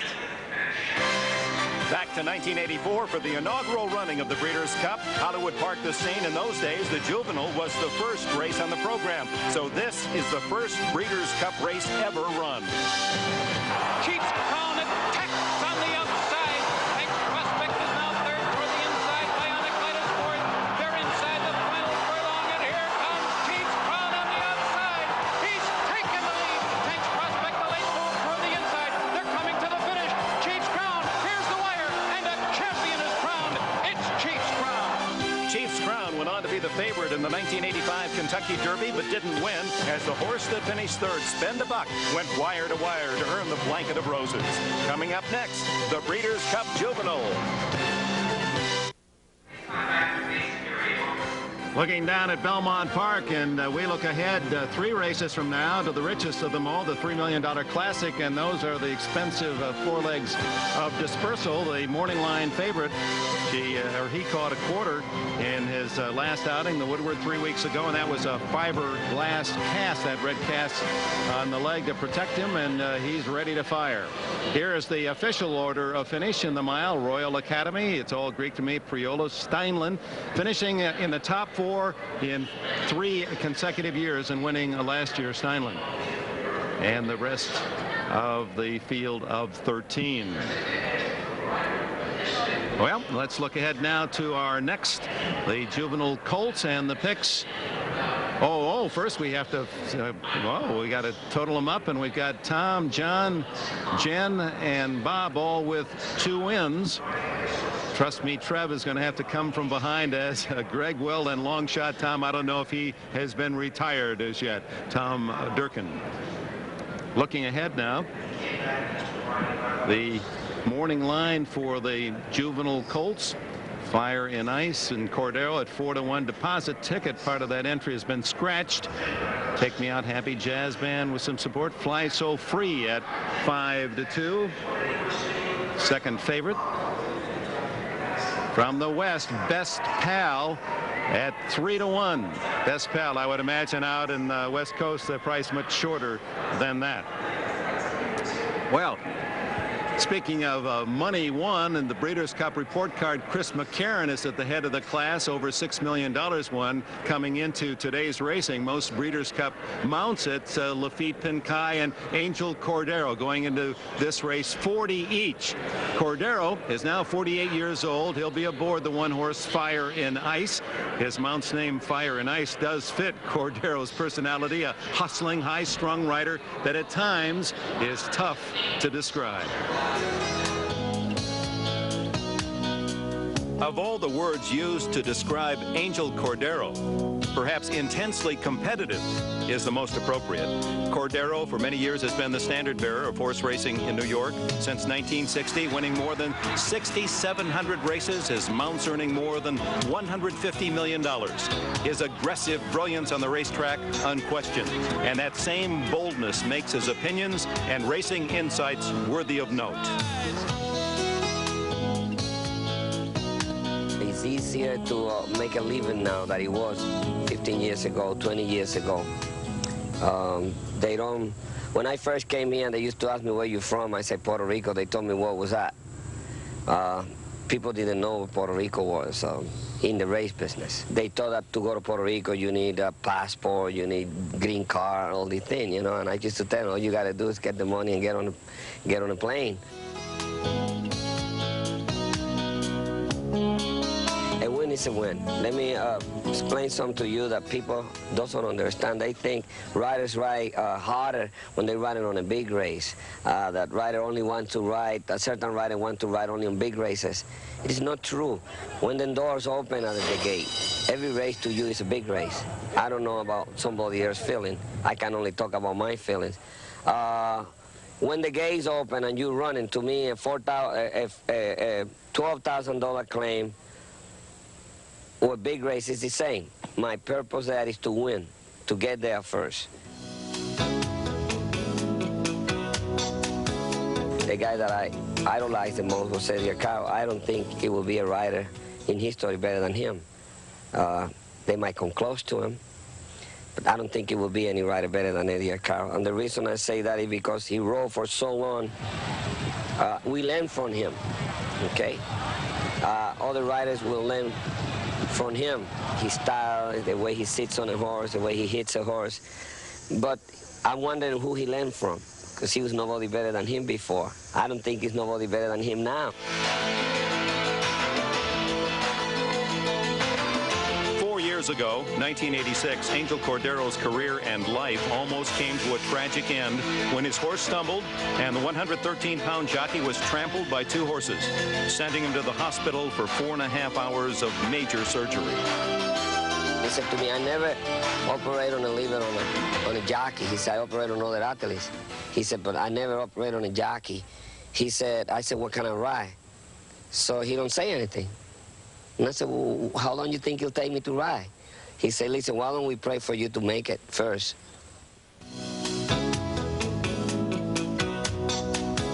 Three-quarters of the people that come to the track came to give me a hard time. The other people came to admire my riding, but when you put them all together, they'll bet on me. It's probably one of the greatest accomplishments of my career. I never worked so hard like I work in Saratoga. And I think it's probably the thing that if I had to feel proud of what I had done as a jockey, it's got to be win 11 titles in Saratoga on a row. Now I have a new family. I ride every day, but I think my family now is first. I enjoyed it. I got one little girl, then I got another little girl, and we was looking for the boy, and I call him the Great White Hope. And we finally have a boy, and I was so excited, you know. I'm having a boy. I said, wow, somebody's going to come and take over after me.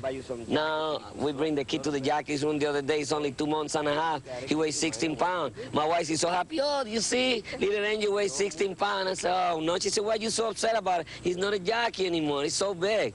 I said, what are we going to do? He goes, my great white hope, he went to the dream. So every time she said, go ahead and feed him. I said, I don't want to feed him. Keep him skinny. I want him to be a jockey, you know. Never give up, never slow down, never grow old, never ever die young. And there he is, ready to board the 2-year-old son of Ice Capade, Fire in Ice. Obviously, when it comes to family, even Cordero's ice melts. We're headed for the 5th Breeders' Cup event.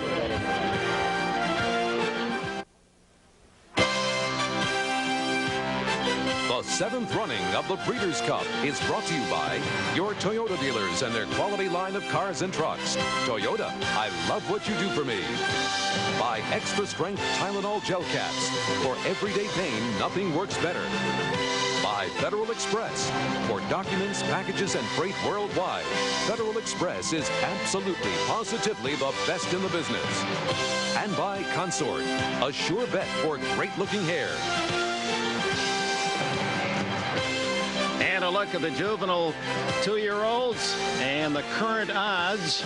And the favorite at the moment, 8-5, Fly So Free from the East, with the Western Challenger Best Pal now at 9-5. So it appears to be those two and the rest outsiders. Well, it's been a day of excitement and the flush of triumph and the heartbreak, the total heartbreak of some terrible falls and humanely destroying of great horses go for one. And we had an accident to start the day. The sprint, Bob Newmeyer will follow up on that story. All right, Dick Enberg, thank you very much. Veteran trainer Steve DeMauro joins me. He's saddling Wiley Special here in the juvenile, but he has other things on his mind, namely the condition of the stricken horse Shaker Ned in the first race, the sprint here at Belmont. What can you tell us, Steve? Yes, Shaker Ned he's still alive, and he is down. He hasn't been able to get up yet, and we're afraid that he possibly might have a fracture in his spine or his neck. He's at the hospital as we speak. What is it about the structure of horses that they cannot stay down very long? Is that the story? No, if he can't get up, it's inevitable. He's going to have to go. We're hoping that maybe somehow whatever he injured is just a bruise and it will subside and maybe he can get up. We're hoping, Steve. Thank you. We sure are. All right, let's go to Jenny. Well, the horses are on their way out in the post parade, and the current favorite at 8-5, Fly So Free, number 4, looking a great deal like his daddy. Time for a change, and good reason why he's favorite. He grabbed a quarter, that is his heel, and hurt his shoulder in the Tremont Stakes, and then 2 months later, the first time he ran long, he was an easy winner over Happy Jazz Band. Good reason why he's getting a lot of attention here, and look at him, kind of straight up and down in the front legs, but a good looker. Dick, back to you. All right, Jen. And the trumpeter has announced the arrival of the field for this, the Juvenile Colts, the 2-year-olds to watch as you look ahead to next year's Triple Crown. Tom? All right, Dick, we'll take a look at the horses for the Juvenile, sponsored by Delta Airlines. And number 1 is Fire and Ice. Wayne Lucas has won 3 of the first 6 runnings of the Juvenile. He trains Fire and Ice, who has gotten his mind on business since blinkers were added. He has 3 wins, but faces his stiffest test today. Deposit ticket 1A was scratched. Leading us to number 2, Take Me Out. Bert Firestone and his wife have owned 6 Eclipse Award winners, but Take Me Out has only a maiden win and was up the track in the Champagne.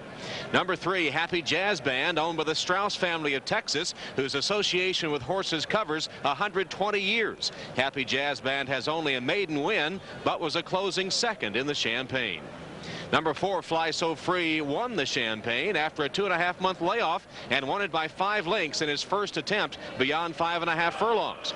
Owner Thomas Vallando is a music publisher and Broadway producer who is involved in Fiddler on the Roof, Cabaret, and other hit musicals. Number 5, Hot Date. Owner Royce Roberts lives in Alaska, and it'll be a cold day in Belmont. If this horse wins, it would be his first victory. Number 6 is Wildly Special, sired by Wild again, winner of the first Breeders' Cup Classic. This horse is on a 3-race winning streak. He has won at 1 1/16 in come from behind fashion.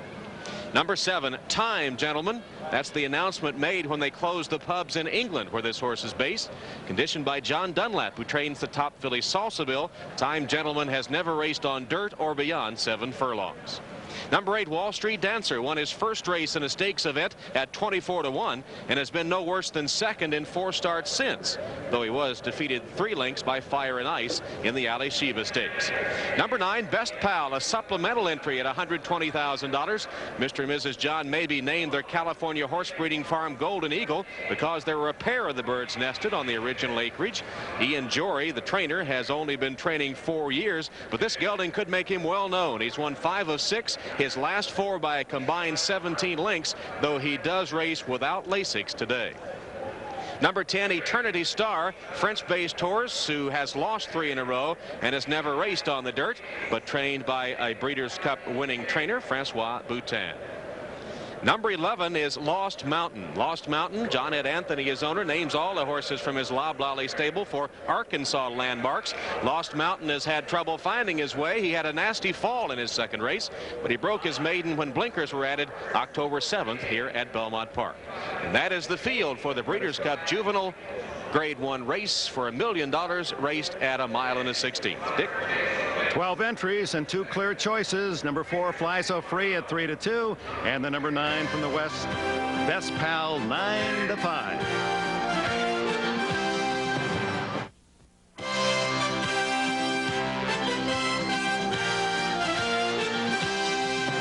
The Breeders' Cup Juvenile is sponsored by Delta Airlines. We love to fly, and it shows. Set for the Juvenile Colts, and let's take a closer look at the top contenders. The Juvenile should decide an Eclipse Award and pick an early Derby favorite. Fly So Free got a 10-week vacation after jamming his shoulder in July, but he returned in championship form.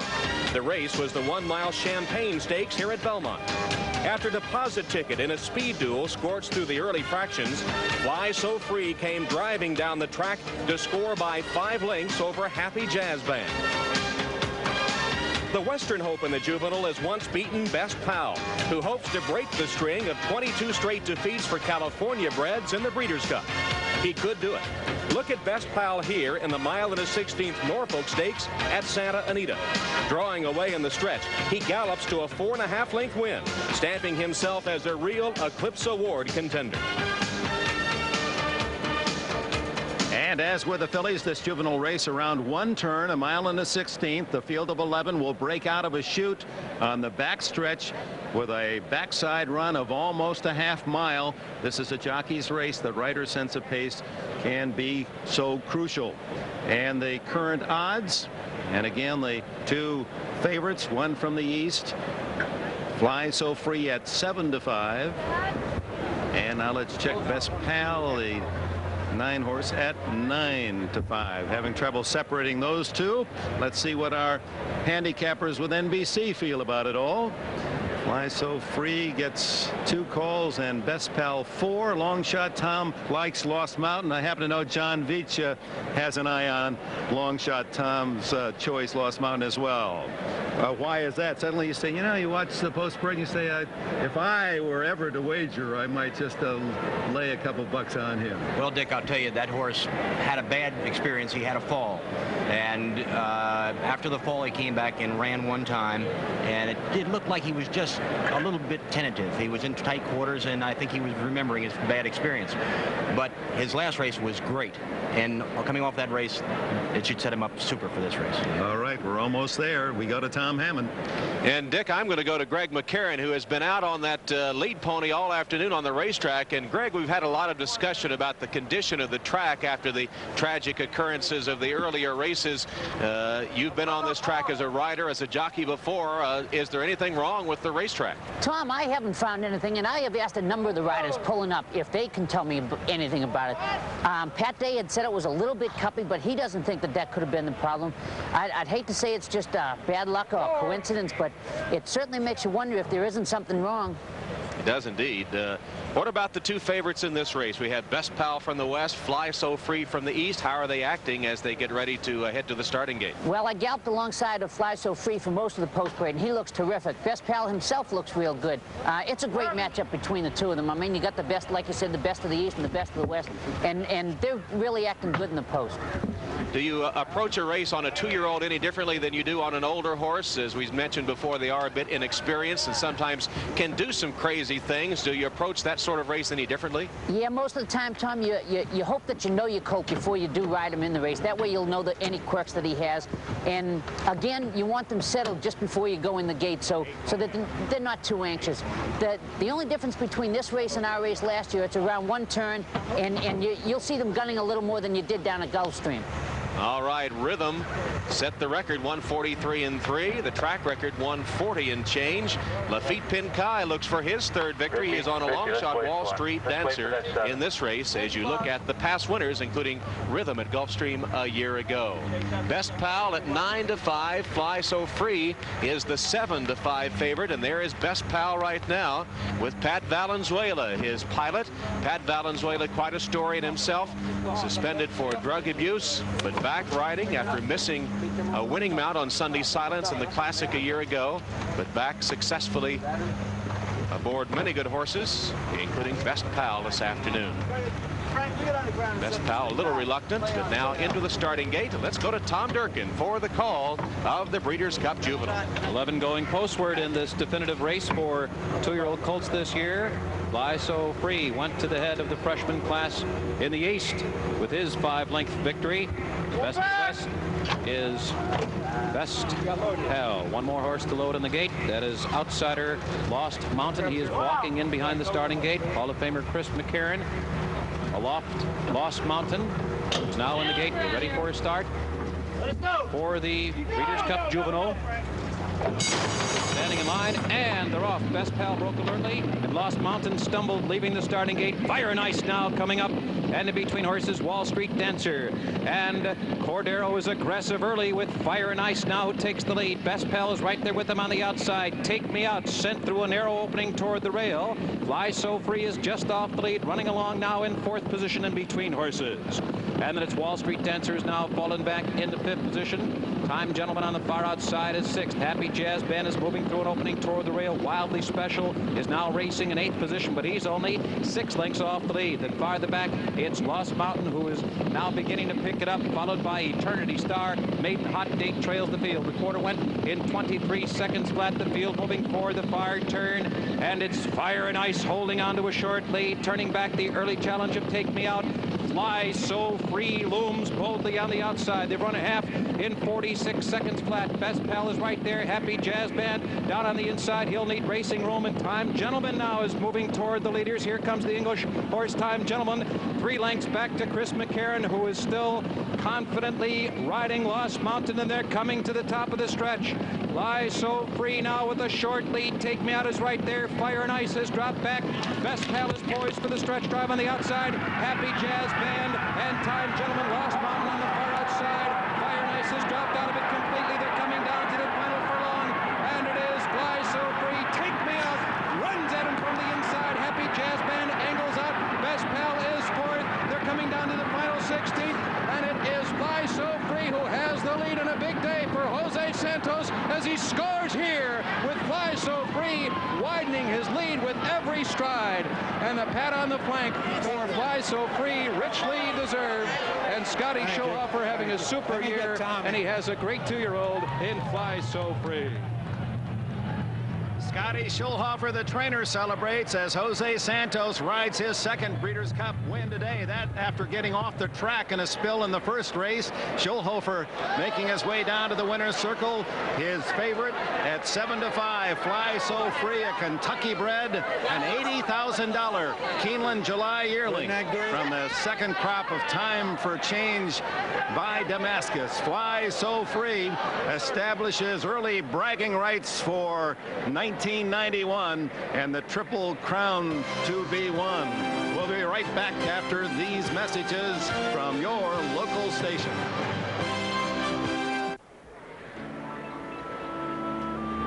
Establishing his credentials for next year's Triple Crown races, Fly So Free, winning 4 of his 5 starts this year. And there he is with Jose Santos. A Breeders' Cup time record of 1:43.2 for Fly So Free. Take Me Out, second, and Lost Mountain, after a very tough start, gets third. Best Pal appeared to finish 6th. Tom? Dick, it was a tough start for Lost Mountain. Take a look at Lost Mountain. He is on the outside post position number 12, number 11 on the gate. And watch him 2 or 3 strides out of the gate. He takes a stumble, nearly pitches Chris McCarron right there. McCarron and Lost Mountain recover, however, and incredibly enough, get up to be 3rd at the wire. Meanwhile, Fly So Free, he's right there now, moving to the outside. He'll go wide, 3 wide here at the top of the stretch. And Jose Santos gets him in gear. He knows Best Pal is just to his outside. He's been watching him all the way. You saw him just glance over his right shoulder a couple of times there. He knows Best Pal, who he thinks is his primary competition, is right at his flank, and then he gets into the horse. He has a little trouble putting away Take Me Out, whom he beat by nearly 7 lengths earlier in the Champagne, but in the final 16th of a mile, Fly So Free pulls away to win it easily, giving Jose Santos his 2nd win of the day, and giving Scotty Schulhofer, the trainer, a Breeders' Cup victory in the $1 million Breeders' Cup Juvenile. Here's our photo finish camera. Fly So Free getting home clear with Take Me Out 2nd, and a close battle for the show money with Lost Mountain, who got away poorly, just edging Happy Jazz Band for the show spot. So Fly So Free probably on his way to an Eclipse Award now as the champion 2-year-old of 1990 with this win in the Breeders' Cup Juvenile. Jenny Ornstein. Mike Smith, an upset at 33-1, a game effort, and 2nd on Take Me Out. Were you surprised? You know, not really. You know, this colt has really been training well since his last race. He's a colt that's just finding himself, and he's getting better, you know, better every time. The colt to beat us is a more seasoned colt, run a few more times and been around. This colt's just now learning how to run, and I think he's going to really improve. Got to be watching him. One of the big upsets today. Congratulations, Mike Smith, a 2nd place finish at 33-1. Let's go now to Bob Newmeyer. All right, Jenny, Scotty Schulhofer's 2nd Breeders' Cup victory. He pulled a big upset aboard Smile. He upset Groovy that year, I believe. There was no upset here, Scotty, not when you're 7-5 on the board. No, he was favored today, and he ran a real big race. He was real proud of him. Smile, he was a little underdog that day, but he did the job. He's a good horse, too. Scotty, your horse in the Champagne Stakes here at Belmont came from way out of the clouds to get the job done behind Vicious Fractions. Today, you were closer to the pace. Well, the pace wasn't quite so fast today, and he laid a little closer, and he can do most anything any horse can do. Your horse ran so big in the Champagne that I know handicappers like to use that term bounce, that he ran too good, that he couldn't possibly do it again. I guess the only place he's bouncing is into the winner's circle right now. Well, let's hope he can keep bouncing into it. All right, congratulations, Scotty. Thank you. Let's go to Trevor. What an afternoon for jockey Jose Santos. 2 winners this afternoon, 2 Eclipse Awards. I'm sure the question everybody out there wants to know, if you race the 2, the filly or the colt, which one's the better? I know which one is better in my mind. I can't tell it to you and to anybody, you know. KG Jose Santos, did you get the perfect trip on this last race? Yeah, I don't have it. I have a problem a little bit in the starting when I pick him up to try to put him behind the horse. He risked it now a little bit. He got in touch with an angel horse, and he clipped heel a little bit, but nothing bad. After that, he had a real clear trip, and he finished the way I wanted. Jose Santos, 2 wins and still 2 to come. Let's go to Dick. Thank you very much. It's official. Fly So Free. 1:43.2. That was 3/5 of a second faster than Meadow Star, running the same distance today, although with a different field. Tough to sort out the apples and the oranges. Take Me Out, the big payoff, $17.40 and $12.60 in Lost Mountain, $9 to show, and $84 plus exacta. John, how about it? Everyone's going to want to compare the 2, Meadow Star and Fly So Free, and you say you can't really sort out those 2 races. No, you really can't. Until they run against each other, it's just like comparing apples and oranges. The time cannot be used as a means of comparison. A horse will run just as fast and as hard as he has to win as in using the other horse as a prompter. So it's impossible to separate them unless they compete against each other. But those are great times on this track. Oh, they're great times. Both of those are great times. And of course, Jose Santos did the right thing because he didn't want to alienate one crowd against the other. You bet. He's political. Time to honor the winner. Let's go down to the circle. All right, and in the winner's circle, W. Whitley Hawkins, the Senior Vice President for Delta Airlines for Marketing, is ready to present the trophy to Thomas Villando. And it's a happy occasion for all of us here to have an outstanding 2-year-old with this kind of performance. Fantastic. Thank you, Tom, and to Mr. Villando and to everybody involved with this. What a marvelous race. It was just a classic example of good riding and a good horse, and a horse well prepared for it. From all of the people, all the 63,000 Delta professionals and our Delta Connection carriers, congratulations. Thank you very much. Thank you. Thank you very much. Mr. Villando, I know you've been involved in a lot of hit musicals on Broadway. How does this compare with the opening night at one of those good plays? Well, this is a little more exciting, I think. It's unbelievable. Thank you very much. All right. Congratulations. That's the scene down here, Dick. Yeah, liable to see Jerome Robbins in addition to his Broadway with a performance by Fly So Free. Well, next we have the 1.5 mile turf and a purse of $2 million. 4 years ago, this race produced the eventual Eclipse winner in this division. No Vanilla was Manila.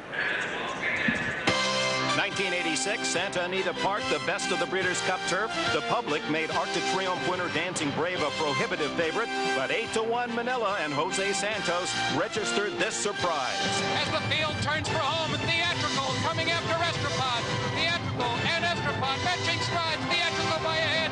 Estropod gained coming back toward the inside. Manila is third, and Dancing Brave has been defeated, and they're coming to the wire, and it's Theatrical. Manila coming after him. Manila on the outside, and yes, Manila gets there. At the wire, Manila the winner and the Eclipse Award. This year, another ARC winner, Samarez, attempts to become the first ARC winner to win the Breeders' Cup turf.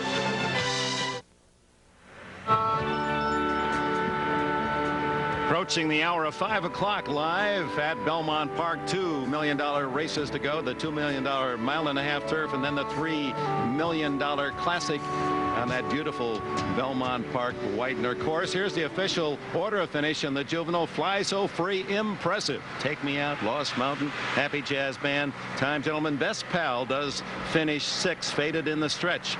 Wildly Special, Hot Date, Wall Street Dancer, Fire and Ice, and Eternity Star. And now for the upcoming 1.5 mile. First, we review the picks in that last race, and we're sorting out things here now. Is Tom Hammond has 3 wins, and so does Jen Ornstein. So they take the lead of our experts, and long shot Tom is still a long shot away from a win. Now the morning line, 1.5 miles on the turf. The entry in the wings and French Glory at 5-1. Salmarez, the Arc de Triomphe winner, at 3-1. Cacao Thieves at 4-1, and with approval also at 4-1. Well, Bruce McNall still a flush. His King's Star Gretzky got his 2000th last night, and Bruce McNall owns the winner of the Arc, Salmarez. He's with Jen. Freddie had a 20% good day. He won 20% of Well, unfortunately, of course, those wireless microphones don't always work as we'd like them to. Sometimes you're just in the wrong location. But a chance to see Bruce McNall, who has been in racing now for about 14-15 years, made his early wealth in Greek and ancient coins, and then spent a lot of them to get Wayne Gretzky to Los Angeles. We go to New York and Bob Costas. Welcome back to Belmont Park for Breeders' Cup 7, making its first appearance for NBC Sports, Airship Shamu. Airship Shamu traveling on behalf of the 4 SeaWorld parks in Florida, California, Ohio, and Texas. And And here's the great ones. Saumarez, number 4, jockey Gerard Mosse, wearing the King's owner Bruce McNall silver and black silks. Gretzky, by the way, owns 25% of this $400,000 bargain. Jen? But he's already had a good day. He has some 20% of Royal Academy, so you're on a roll. We're doing pretty well so far. This is the big one. I certainly hope we can do the same thing here. The weather conditions, the track very much like the Arc de Triomphe, same distance, a repeat. Well, I certainly hope so. The weather conditions are beautiful. The track is the same, so I think it just absolutely perfect. I think things couldn't be any better. All right, good luck to you. Bruce McNall, Saumarez. Let's go back up now to Dick Enberg. So Saumarez currently the second choice at 3-1. The favorite is the entry, and here they are. For the Breeders' Cup Turf, sponsored by Budweiser. Number 1 in the wings, owned by Sheikh Mohammed of Dubai's ruling Maktoum family. He's the defense minister of that country and a graduate of Cambridge in England. This horse, a multiple Group 1 winner in Europe. He's been favored 7 of 10 career starts, a closing 4th in the Arc de Triomphe. He gets Gary Stevens for the first time today. 1A French Glory is the other half of the entry, trained by Andre Fabre, the leading trainer in France, and owned by the Juddmonte farms of Saudi Arabian Prince Khalid Abdullah. This horse comes off a win in Canada's Rothmans International. Number 2 is Pleasant Tap, owned by the Buckland farm of 80-year-old T.M. Evans, who raced this colt's sire, champion Pleasant Colony. Pleasant Tap hasn't won a stakes race in 13 months. Number 3 is Sky Classic, who has made only 3 starts this year, beginning in mid-September, and finished second to French Glory in the Rothmans. This is his first start outside Canada. Number 4 is Saumarez, who is owned by Los Angeles Kings boss Bruce McNall, as you've been hearing, and his star player Wayne Gretzky. They bought this horse for about $400,000 a few months ago, and people in Europe thought they made a bad deal. But they changed their minds when Saumarez scampered home in front in the Arc de Triomphe, a major win for trainer Nicolas Clement, who has had his license only 2 years. Number 5, El Senor, makes his 3rd start in the Breeders' Cup Turf. He was 6th in 1988 and 7th in 89. This millionaire is named for Hall of Fame trainer Senor Horatio Luro, grandfather of owner and trainer Bill Wright. In his only score of the year, he beat with approval over 1.5 miles here at Belmont. Number 6, Shy Tom, piloted by the number 1 Breeders' Cup money-winning jockey after the first 6 years, Chris McCarron. Shy Tom has won more money on the dirt than on the grass. He's a long shot today. Number 7, Kakoathes. The name means bad habits in Greek. Trainer Guy Harwood, who also owns a Rolls-Royce dealership in England, has had 3 beaten Breeders' Cup favorites, Roussillon, Dancing Brave, and Warning. But he had Kakoathes in the right spot when he shipped in for a front-running victory in Belmont's Turf Classic. Number 8, With Approval, last year's Canadian Triple Crown winner and Horse of the Year. He's never been off the board in 10 turf starts and set a world's record for 1 mile and 3/8 on grass in Belmont's Bowling Green Handicap. Number 9, Colchis Island, has his frequent traveler card. His last 5 races have been at different tracks. Jockey Jorge Chavez is the leading rider at the current Belmont meeting. At number 10, Alwahush, trained by Hall of Famer Angel Penna, a 67-year-old native of Argentina who has won training titles in 6 countries and saddled stakes winners on 3 continents. Alwahush suffered severe lacerations while running 2nd in the Turf Classic, but he's healed and ready to go today. And that is the field for the 1.5 mile, $2 million Breeders' Cup Turf. Greg McCarron out on the track just after the post parade. How about the ARC winner, Saumarez? How's he look, Greg?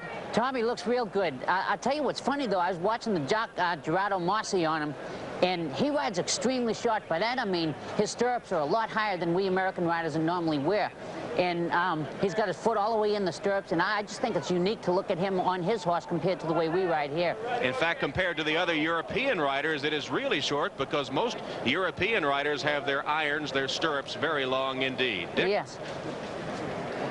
Well, a good look at Saumarez, ears pricked and ready to fire. And we're about 4 minutes away from the 1.5 mile turf.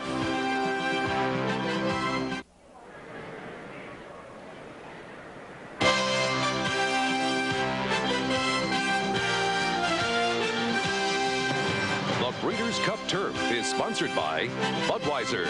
With that clean, crisp, cold taste that makes it the king of beers. Nothing beats a Bud.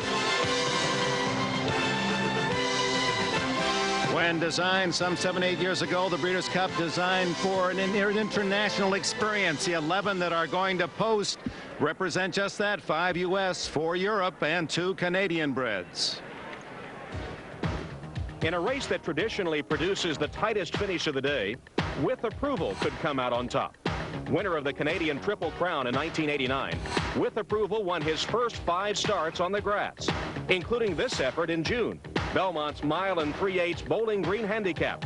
Beating El Senor and others, With Approval set a world's record, the high point of a season that has seen him lose his last 2. Cacahuetes is an American-bred but English-trained colt who has never quite lived up to his potential. That is, until he came to the United States. On October 7th, Cacahuetes, in a race with little early speed, produced a front-running victory over Al Wahoosh and With Approval in the Turf Classic on the same course and at the same distance as today's race. In the Wings has been one of Europe's most consistent runners at this 1.5-mile distance and goes to the post today with American rider Gary Stevens. The year's best moment for In the Wings came here in Epson's 1.5-mile Coronation Cup. In this race, he beat Observation Post and Ibn Bay in a driving finish. And then there is Bruce McNall and Wayne Gretzky's horse Salmarez, who looked like the great one himself with a win in France's Arc de Triomphe. Staying out of trouble in the 21-horse field, Salmarez took the lead a 1/4 mile out and held on for a 3/4 length upset in Europe's most important race. He was 15-1 that day, but the morning line favorite today. 3 horses in behind the gate. Cacahuetes has been moved into line. There was a blindfold put on Cacahuetes, the son of Ali Dar, as he moved into the starting gate.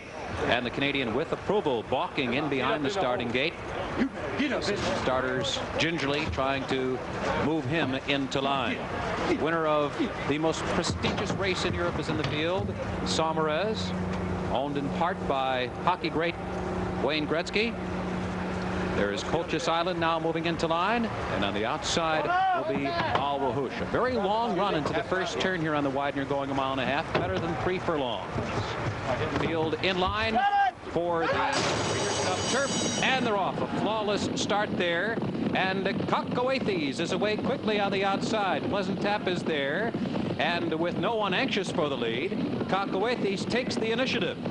Pleasant Tap is there. Salmarez, he's eagerly running, but he's under a hard hold and lets Cacahuetes go on with it. And then a Sky Classic in between horses. Al Wahoosh is 3 wide into the turn. Pleasant Tap's been gathered back. He's running now in 5th. Colchis Island on the outside. Shy Tom is in behind horses with the Canadian Gray With Approval. In the Wings is second to last, and the late running El Senor is content to trail the field. He's about 8 lengths off the lead of Cacahuetes. A moderate pace here. The first quarter goes in 24 1/5 seconds. Cacahuetes uncontested on the lead. Sky Classic right there. Salmarez moving along nicely under a firm hold just in behind the pacemakers. Al Wahoosh is up close early. He's just 2 lengths off the lead. Colchis Island now moving aggressively on the outside. There goes Colchis Island, and he is sent up 3 wide for clear running. French Glory drafting in behind horses now. With Approval's only 4 lengths off the lead. And then it's Shy Tom, who has yet to do his best running. In the Wings is making progress, threading his way through the pack.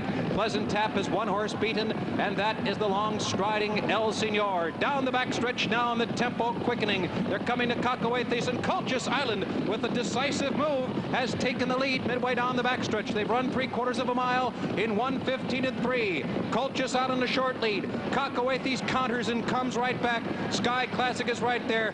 With Approval in perfect striking position, and there goes With Approval now with a 4 wide sweep into the turn. Salmarez is right there in behind horses. French Glory is in tight toward the rail as Salmarez is dropping out of it now. Al Wahoosh on the outside. In the Wings is kicking in midway around the far turn now, and Sky Classic has been checked. El Senor is coming with a powerful sweep on the outside. They're coming to the top of the stretch. With Approval wresting the lead from Cacahuetes. In the Wings is right there. Al Wahoosh is 4th. El Senor swings wide for the stretch drive. Salmarez is 6 lengths out of it, and French Glory, they're coming to the final furlong, and With Approval, an all-out drive, and the oncoming In the Wings surges.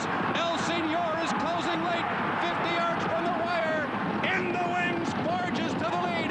With Approval cannot stay with In the Wings, and Gary Stevens, a flawless ride to second. El Senor is third. He was off a beat slow, and steadily he threaded his way through this field of 11 in the Breeders' Cup turf, and with a perfectly timed move in the wings with it, and a great ride by Gary Stevens.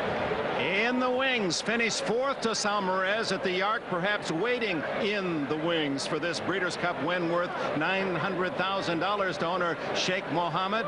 Andre Fabre, the trainer, and Gary Stevens on his way to being the top jockey in earnings this year with a brilliant ride. A 4-year-old English-bred colt in the wings, part of the entry, has won the $2 million Breeders' Cup Turf Classic, and we'll be back after these messages from your local station.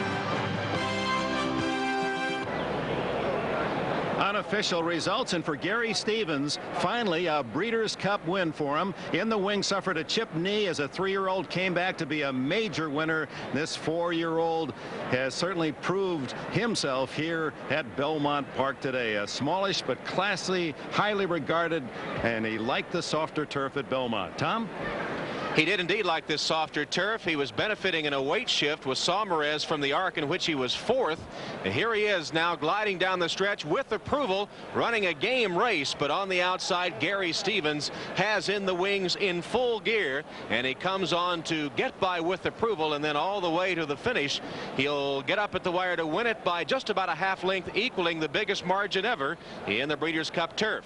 Down the backstretch, Gary Stevens was threading his way through traffic, sensing that it was a pretty slow pace up on the front end, so he had his horse in striking distance, moving in and out, getting through horses. And then as they came here through the lane, he's showing the whip to him left-handed, not hitting him until there, but letting the horse see it, and then getting by with approval and going on to that half, perhaps 3/4 length victory at the wire. Gary Stevens, ironically enough, taking a European horse to Gary Stevens' first Breeders' Cup victory. And there's Gary coming back to bask in the glory of the winner's circle on Breeders' Cup Day for the first time. Dick? And we're with trainer John Veach, who, as we said in our introductions at the start of our telecast, had the delightful opportunity to train the great Ali Dar, and watches with his own eye of expertise. And you were focused on the winner most of the way. Very much so. I thought that he ran a superior race in the Arc in Paris at the beginning of the month. He was in tight quarters all the way, and at the very last 2 or 3 jumps, he got a chance to run and really accelerated. And I thought that the only thing that could probably beat him here today was the soft going. And we've had 2 or 3 days of good drying weather, so it really worked out well for him. And he's a super good horse. Have you ever used Gary Stevens? I have, yes. He's an excellent rider, and I was surprised to find out that this is his first Breeders' Cup victory. And the handsome young man who grew up in the Northwest and migrated down to Southern California and earned his way in that terrific jockey colony, which now apparently is going to include Jose Santos. He's taking his tack out to Hollywood Park. Stevens has to be as happy as anyone in that winner's circle today. Yes, without a doubt. And I'll tell you something else, though. This shows you that the Europeans came here loaded for bear. They've run both turf races, and they just overwhelmed the Americans. And that really is what it was all designed to be, that it wouldn't just be America celebrating one win after another with American breds. Now we have competent American breds, Kentucky breds that go across and succeed, and French and British breds that come here to not only train and work out, but also to win. Let's go to Trevor Denman. Yes. Thank you very much. I'm standing right here with Nicholas Clement, the trainer of Salmarez. A little disappointing this afternoon. Were you disappointed in that effort? Well, you know, it's competition. You know, it would have been sad if I didn't take my horse to America, but once again, shows you it's nearly impossible to win the Arc and then win the Breeders' Cup, because it's only 3 weeks away and they're 2 tough races. Also, a 3-year-old, you know, is not as tough as a 4-year-old, and now he's going to be retired. We beat the winner easy in the Arc, but today got us, you know, just one of those things. And he looked all right to you when he came back after the race? Yeah, he looked all right. I mean, he's been training well, but, you know, it's just the effect of a long season probably, and, you know, it's a long trip. And once again, a 3-year-old it's very hard for a 3-year-old to win that kind of race after the Arc. Let's take it up to Jenny Ornstein. Jockey Gary Stevens sat on In the Wings for the very first time, and you skillfully negotiated through traffic coming out of the turn. Yeah, we came through a lot of traffic, most of it through the backside. The horse took a hold of me, pulled his way through traffic. We were in a great position going into the final turn. Mr. Fobbit instructed me just to get in the clear as soon as I could around the final turn, and he was worried about the short American stretch, so he told me to start the horse a little bit early, and he just kept coming through the stretch. He's not a very big horse, but he's got a lot of heart and very powerful. And you were scrubbing and hitting for every bit of this. You worked for it. Oh, it felt good. It's been a while. You know, I've never won a Breeders' Cup race, and it's a big load off my shoulders to finally get it done. All right, congratulations, Gary Stevens, on In the Wings. Back up now to Dick Enberg. All right, and we're going to throw it right down to Tom and the trophy celebration right after we give you the official results. In the Wings, the favorite winning 580, 340, and 240. With approval pays 540 and 380. El Senor, a good run, 580 to show a $39 exacta. 4 of the 6 races today have been won by favorites. De Jure and Go for One unlucky, or we would have had a sweep today. Tom? And in the winner's circle, we're ready for the trophy presentation. Michael Rorty, Executive Vice President of Anheuser-Busch, to present the trophy to Sheikh Mohammed's representatives. John Lead is here, Anthony Stroud is here, and trainer Andre Fabre, joined by jockey Gary Stevens. Mike? Congratulations, and on behalf of Budweiser, we're delighted to salute France in this great victory. As they say up in the stands in the betting circles, Vive la France today. Congratulations. Thank you. Andre, the horse was beaten in the Arc by Sam Morez. Was the beaten favorite in the Arc last year, but was very highly regarded throughout Europe and fancied by many here today, and seemed to have a perfect trip with Gary Stevens aboard for the first time. Certainly, and he liked the course. He had a lot of ground to do it, Longchamp, and probably caused him, could have won, I think, at Longchamp. And Anthony, Sheikh Mohammed, is he in Dubai watching today? I would have thought he's absolutely glued to the set and ecstatic. The last time he won with Pebbles in Aqueduct, so this is be really exciting for him here. All right, we do have a second trophy presentation. Mike will present to Louis Romanet, the Director General of the French Jockey Club, a second trophy, which goes to the representative of the winning horse's country. And Mike, make that presentation. Louis, congratulations. After 3 or 4 attempts, we are finally giving the Jockey Club of France a much-deserved trophy, and we're delighted for you. Thank you very much. We're very proud. The United States have been winning every time. We've been second now. We've won it. Thank you. Vive la France, Dick. Oui, monsieur. In the Wings exits as a winner, and still in the wings, the $3 million Breeders' Cup Classic.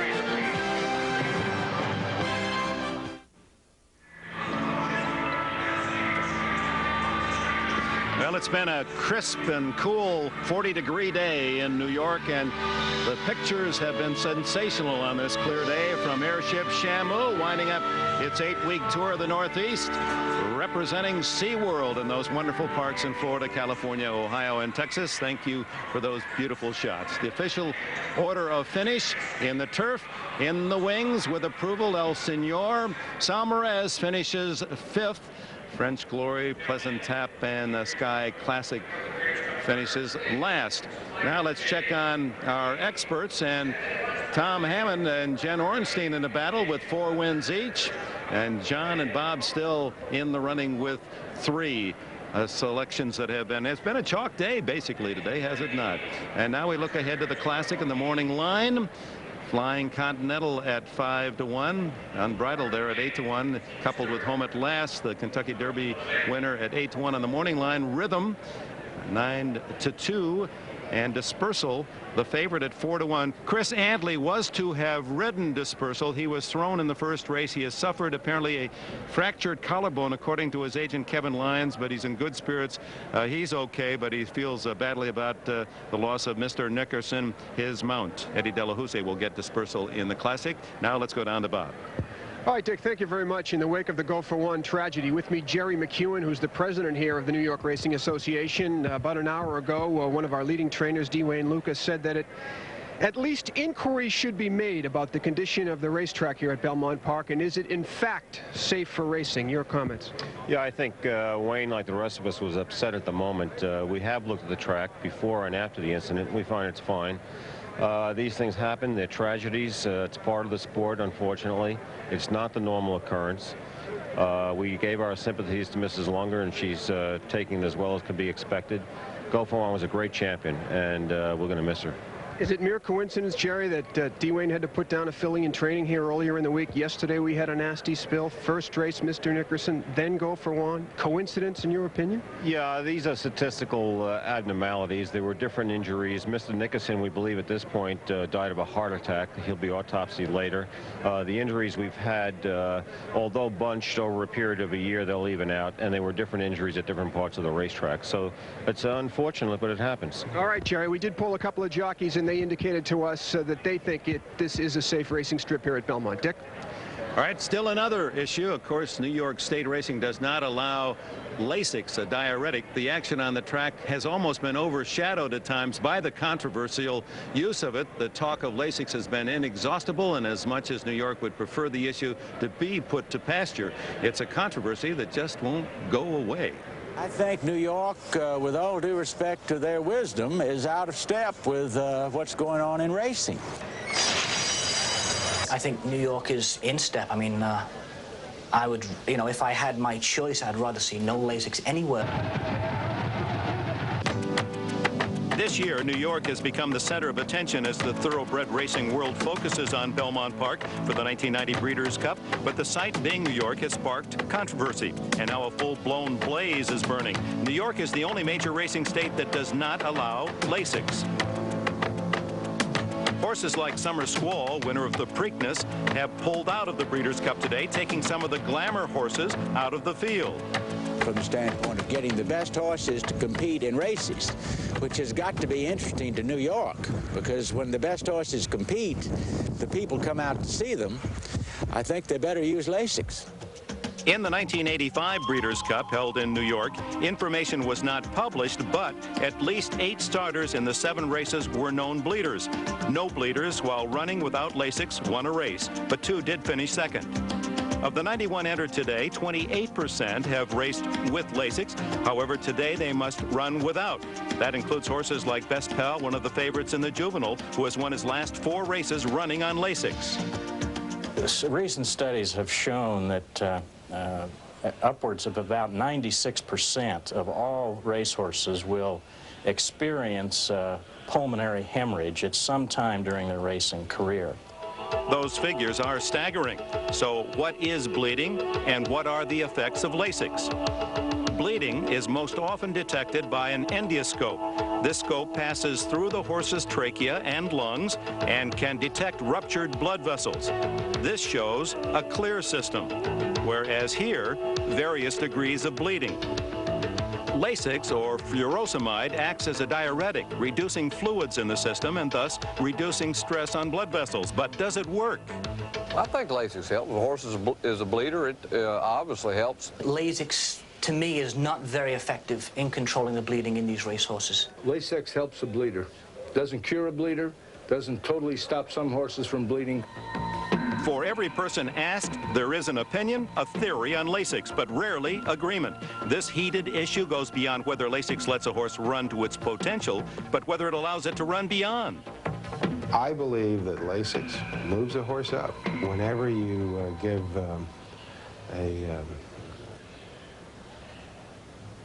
a drug to a horse, you do something with the outcome of a race.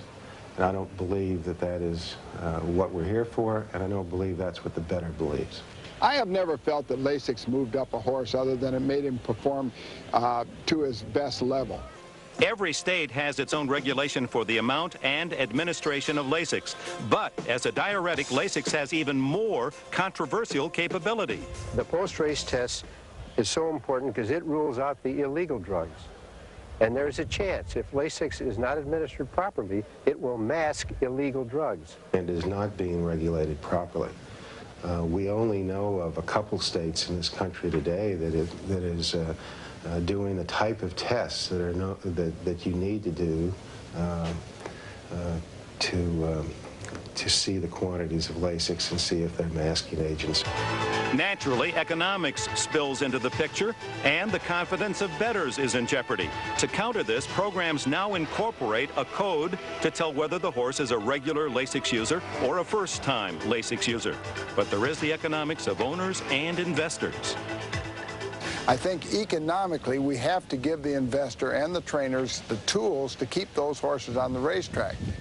So this heated controversy continues, and it's not easily resolved because the argument pits the health and welfare of the horse against the health and welfare of the sport. And John Veach, you have trained horses in New York without Lasix and run them on Lasix elsewhere. Does it take a horse to 100%, or does it push him beyond? Dick, I believe it does push him beyond. There have been some recent studies that have shown that at least there's evidence that it helps a horse improve a little bit. And I think until we get those things straightened away, it should not be allowed. And another point is that it should never be allowed in races of this merit, of these graded stake races like the Breeders' Cup, because our industry is based on breeding. And, of course, the European horses also do not run on Lasix. Coming up, the classic $3 million. There's Rhythm, who won the Juvenile last year. Shug McGahee's colt is the current favorite.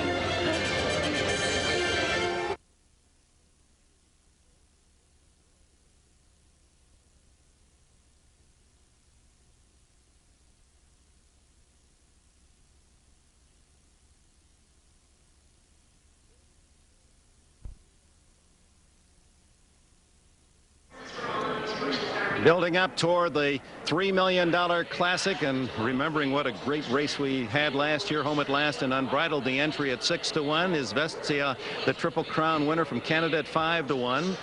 Support for Flying Continental at 6-1. Rhythm, the favorite, 2-1. Go and Go, the Belmont Stakes winner, at 5-1. Dispersal, the morning line favorite, at 4-1. Put a big overlay there at 11-1. Will be ridden by Eddie Delahousse. We have scouted and checked on other tracks around the United States, North America, and Europe to see how they are betting on this race. Rhythm is the favorite here in New York. Here's a panel of other sites at Churchill Downs. The entry is the favorite, Home at Last and Unbridled. In London, even 5-1 on is Vetsia and Dispersal. Bo Genius at Detroit going at 3-1. Rhythm, the favorite at Calder in Montana. The entry, and in Canada at Woodbine is Vetsia, of course, the hometown favorite. Flying Continental out at Oak Tree at Santa Anita at 2-1 is the favorite. And they're getting ready for the start of the race. The horse has not appeared yet. Now, this is one of the unique factors. We told you this is the biggest track in North America, the longest straightaway, but also the most unusual starting position, John. Yes, very much so. And the funny thing and the important thing about the way the gate is positioned, it's going to dictate how the race is run. The horses on the very outside, say 11, 12, 13, 14, for them to have any chance at all, they have to get out of the gate quickly, establish themselves, and get a good post position. Otherwise, they're going to be reasonably isolated, and they're going to take the worst of it. You can see those outside posts really pointing away from the rail. You got to run a long way. That will hamper horses like Dispersal. Let's go down for the post parade.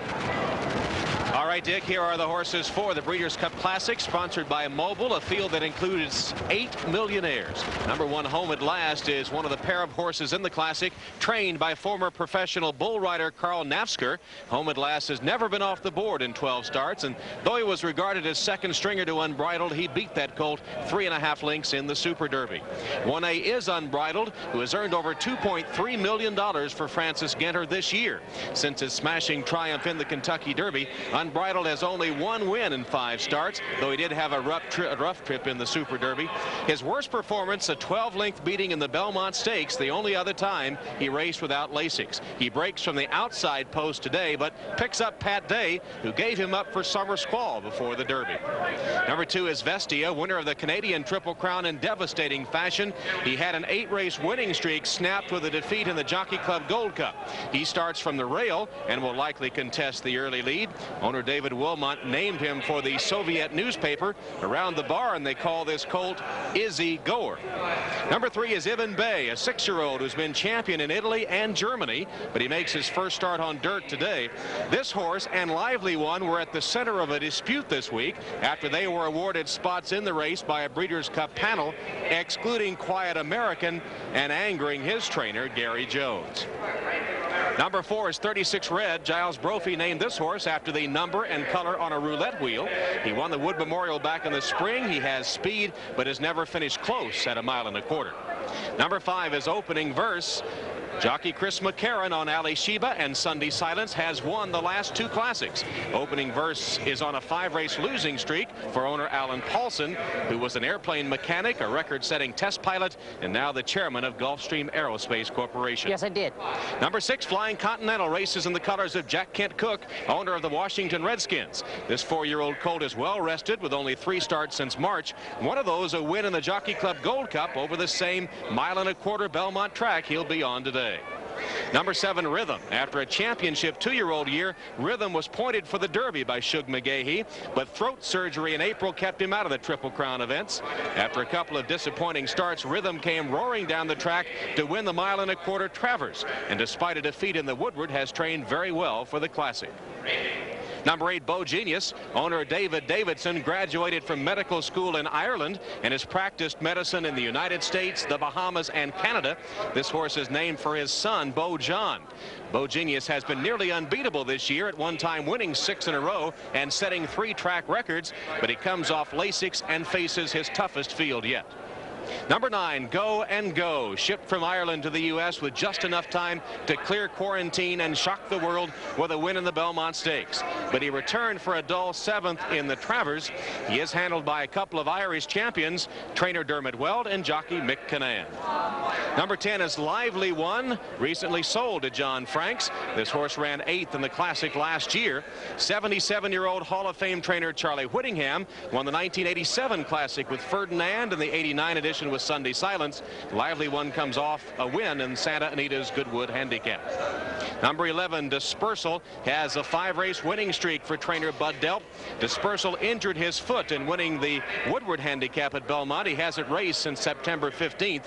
A speedball who was 3rd in last year's sprint. Dispersal has never raced this far and is hurt by the number 12 post position.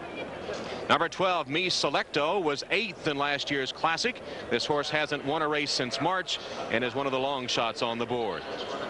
And number 13, DeRoche, only 1 win in 9 starts this year, but never worse than 3rd. He was beaten in the neck by Flying Continental in the Jockey Club Gold Cup. There's your field for the Breeders' Cup Classic, and Greg McCarron's out on the track taking a look at that odd positioning of the starting gate for this 1.25 mile race. Put yourself on one of these horses, Greg. How will you come out of the gate? Let's say if you're one of the inside 4 positions, what is your strategy as you come away? Tom, the start of this race is very critical. With 14 horses, if you're inside, you've got to go. And any move that a jockey makes, as soon as them doors pop open, is going to have to be instinctive rather than thought about. And what about on your outside, if you're in 14 like Unbridled? Well, a horse like Unbridled will probably want to take back and try to tuck in as quickly as he can. Now, the problem with that is you've got 2 or 3 other people in the middle of the pack that are going to be doing the same thing. Unbridled's at a great disadvantage. And what about Dispersal, a speed horse who is on the outside post 12? I think if I was on him, I'd want to beat the gate. That's his only chance to try to clear across at least half the field before they go 1/8 of a mile. And then maybe as they thin out a little bit, he'll be able to get over a little more. Okay, Dick Enberg. They're ready for the Classic American distance, 1.25 miles, and they'll start around a bend. And when we see that backside, that may well dictate who finishes the race.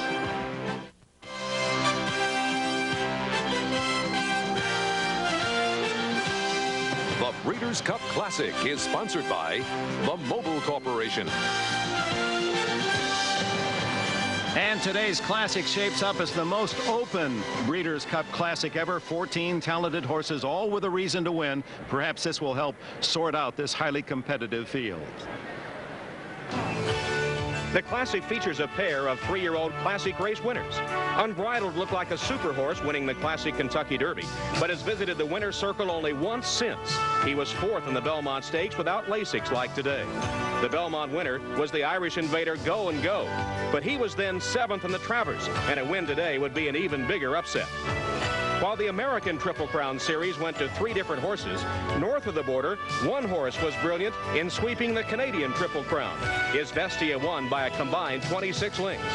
Then, in the Molson Million, he beat some good U.S. 3-year-olds easily, scoring by 3.5 lengths in that 1.25 mile test. Rhythm was champion 2-year-old in 1989 after his win in the Breeders' Cup Juvenile, but he's mostly been a disappointment at 3. At least he was until this race, the Travers, the Midsummer Derby at Saratoga. Instead of laying close to the pace, jockey Craig Perrette took Rhythm back to last place, then brought him charging wide down the stretch to beat Shotgun Scott by 3.5. Dispersal is working on a 5-race winning streak, though he missed 10 days of training after suffering an injury in Belmont's Woodward Handicap. But Dispersal looked like a champion in that race, leading from flag fall to finish over Quiet American and Rhythm. Dispersal has speed to spare, but has never raced past 1 1/8 and comes from post 12 today. Another horse coming off an impressive score at Belmont is Flying Continental, a California-bred stretch-running colt who will benefit from a quick early pace. His Belmont tune-up came at the same 1.25 mile distance in the Jockey Club Gold Cup. He's a fresh horse. He had a long summer rest, and he looked it here. DeRoche and his Vestia are in the beaten field as Flying Continental gets up by a neck. But pick a winner in the Classic, it might have been easier to agree on a budget bill. And this crowd of 51,206 settling back, awaiting the grand climax as we look at the 1.25 mile run. Controversial start on the clubhouse turn, very short, perhaps dangerous run to the bend. Horses on the outside, 8 on out with a distinct disadvantage. We could see a real scramble for early position. Flying Continental in the 6th position, and Rhythm, the favorite in post position 7, seemed to be ideally placed. Here are the current odds: 6-1 for the entry. Rhythm still the favorite at 5-2. And now the picks from our handicappers. Everyone likes a Rhythm. Long Shot Tom has been true to his nickname, and he goes with DeRoche, who currently is at 19-1. Well, Dick, Tom? Dick, the last 3 Classic winners, Ferdinand, Ali Shiva, and Sunday Silence, all were voted Horse of the Year. Let's see what happens in 1990. Here's Tom Durkin with the call. It is now post time for the world's richest horse race, the $3 million Breeders' Cup Classic. Dispersal is moved into line, and DeRoche is moving into post position number 13. In post position number 14 will be Unbridled, the Kentucky Derby winner, seeking to be the 4th Derby winner to capture this race. 14 of the best horses in training in the gate for the 7th Breeders' Cup Classic. Freeze alone. Standing in order, in line.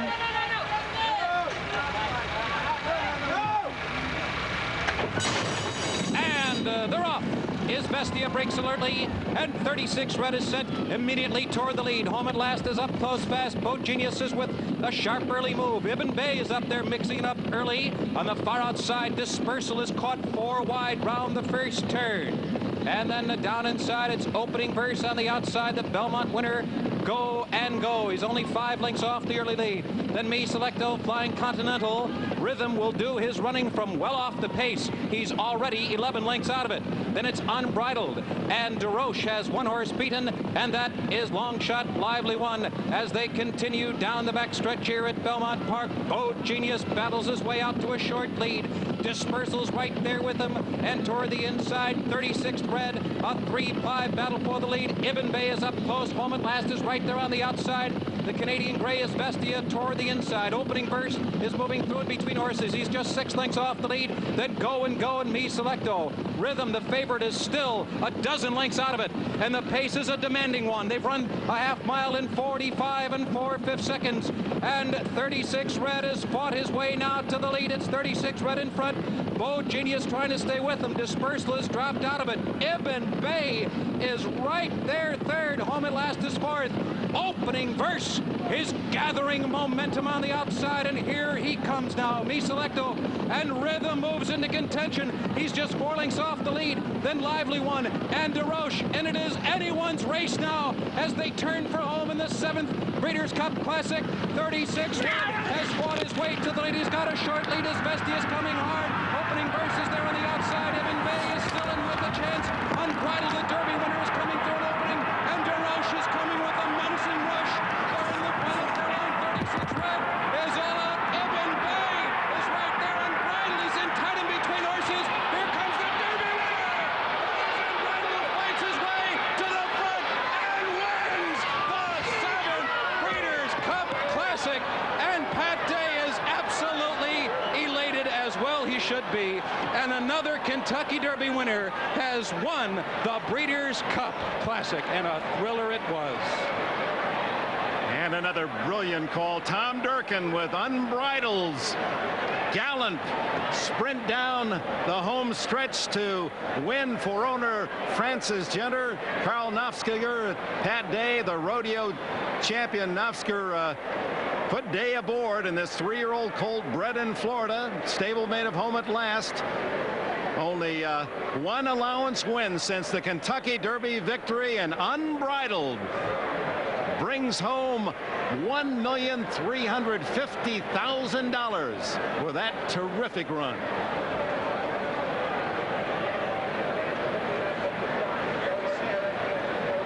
Here we see Unbridled moving to the inside of Ibn Bay and to the outside of 36 Red. Pat Day splitting horses here. He knows he's full of run. He takes him through that opening, and the Derby winner, racing without Lasix, gets to the wire in front by about a length, and that will settle a lot of questions that Karl Nafzger had been criticized. The Lasix controversy had entered very strongly with this colt. And as we look at the photo finish, you can see it is Unbridled home in front by a length over the long shot Ibn Bay, and the 3rd place tight between 36 Red and Lively One, who were right together on the wire. Unbridled, Dick, the Kentucky Derby winner, a son of the late sire Fabiano, takes the Classic. And that takes Unbridled's earnings up to over $3.8 million. Day won the first Classic on Wild Again. We'll be back after these words from your local stable. So Mrs. Frances Genter, we saw her celebrate at the Kentucky Derby at Churchill Downs. She's still wearing those lucky dirty shoes, I bet, at home, cheering Unbridled. Purchased for $70,000 as a weanling, already has earned over $3.8 million, which will place Unbridled number 7 all time. Let's take another look. Dick will start with a look from the starting gate. It'll be Unbridled in the extreme outside post position, and Dispersal, who will break 2 gates further in. Now Unbridled is going to just take back off the pace and get position. Dispersal, meanwhile, despite coming from post 12, is going to rush up and contest the early lead.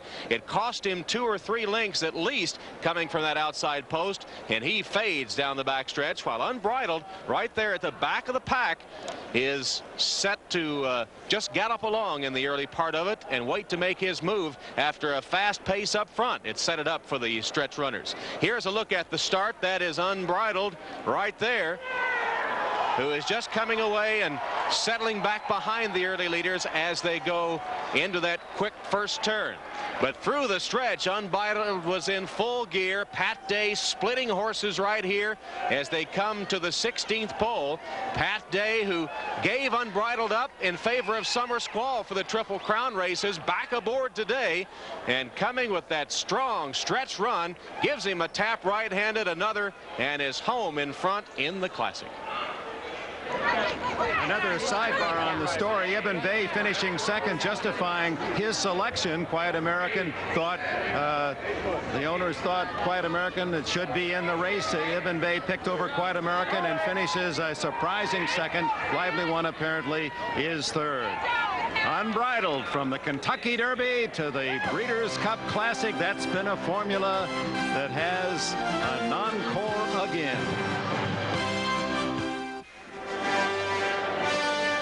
Back at Belmont Park, and our thanks again to the airship Shamu for providing us those sensational shots from overhead as the sun sets on this final weekend of October. And the sun sets on a Breeders' Cup, but a brilliant come from behind run by Unbridled again. Eben Bay second, 36 red. Those are the official numbers, and what a big payoff for the exact, over $560. And now down to the trophy presentation. Oh, first, all right, thank you very much, Dick. The winning jockey, Pat Day.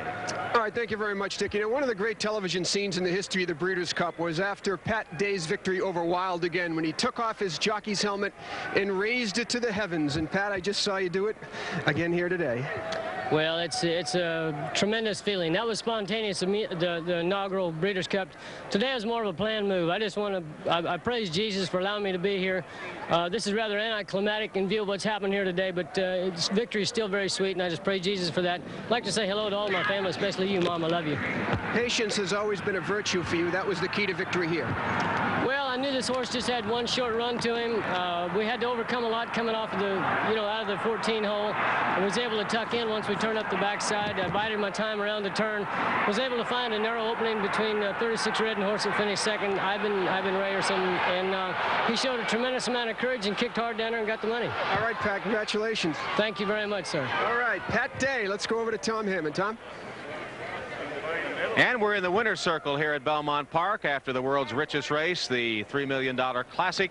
Alan E. Murray, the chairman and chief executive officer of Mobil Corporation, here to present the trophy to Bentley Smith, representing Frances Skinner. Frances Williams, her daughter, is here, Mr. and Mrs. Carl Nafsker. And we'll have the trophy presentation now. Thank you. It's my great honor on behalf of Mobil to present this to you. It was a great race, a great horse coming from the 14th post position. Was truly outstanding. You must be very proud. Can't believe it. Can't believe it. There you go. My pleasure. Thank you. Congratulations. Carl, if you would step across here, I would just like to ask you a question or two. Either side. There were a lot of doubters, especially on the Lasix issue of Unbridled. Only one win after the Derby, a poor race off Lasix in the Belmont. Did you ever lose confidence in your colt? No, we never lost confidence. He didn't bleed here in the Belmont. I ran an unfit muscle horse for this track, and that's one of the reasons we ran 1.25 miles on the turf. He's get used to a different kind of racing surface. Let's turn this way and face the camera a little bit, Carl. Let everyone see a happy man. He did have a rough trip in the Super Derby, and then you drew the 14th post. Did that bother you at all? Well, it didn't make us exactly happy, but at the same time, we had to, if we'd have switched horses and had the home at last and outside and him on the 5, I'd have been more upset, because I knew Unbridled was going to have to come from out of it. Pat and I figured that to start with. Well, it's a pretty good daily double in 1 year, the Kentucky Derby and the Breeders' Cup Classic. Congratulations. Thank you very much, Tom. We'll be back to Belmont Park in just a moment as Unbridled takes home the winner's share of the $3 million Breeders' Cup Classic. The official order of finish in the Classic, just like Sunday Silence, went from Derby, Kentucky Derby, to the Classic winner. So does Unbridled today. Eben Bay, 36 red, first, second, and third. Rhythm, the favorite, finishes 8th. Go and Go, the Belmont Stakes winner, last.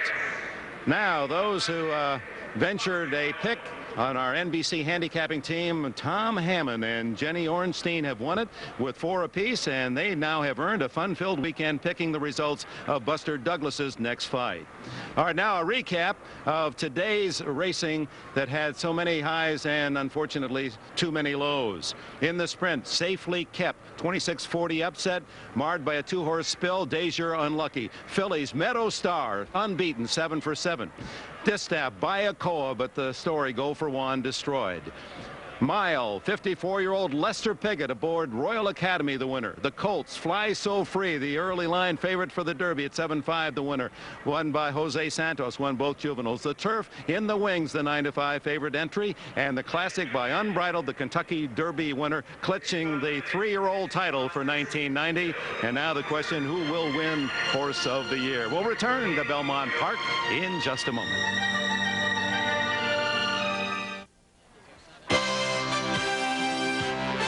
The 7th running of the Breeders' Cup has been brought to you by Budweiser.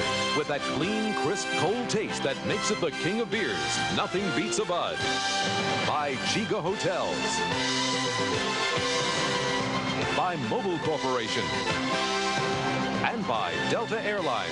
We love to fly, and it shows. We'll see you in the winner's circle, John Veach. And from all of us at NBC Sports, thank you for joining us at Belmont Park. We'll see you at Churchill Downs next fall.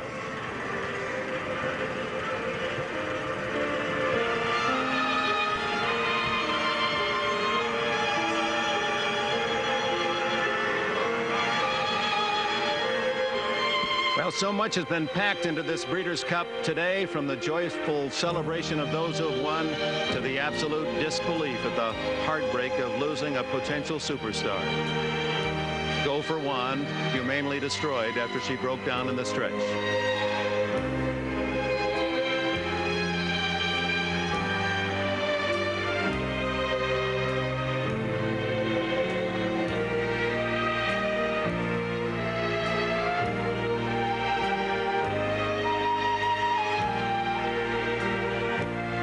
But there was high notes too. Jose Santos, not to the track, and the spill in the first race, gets up to win twice. And Lester Piggott, there he is, 54 years young.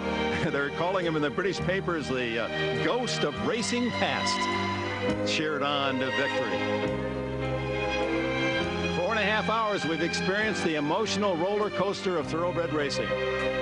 This was today's Breeders' Cup experience.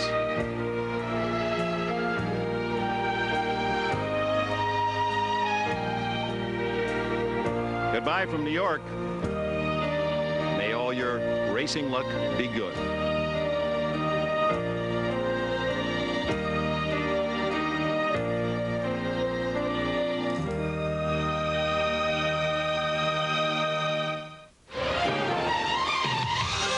The preceding has been a presentation of NBC Sports.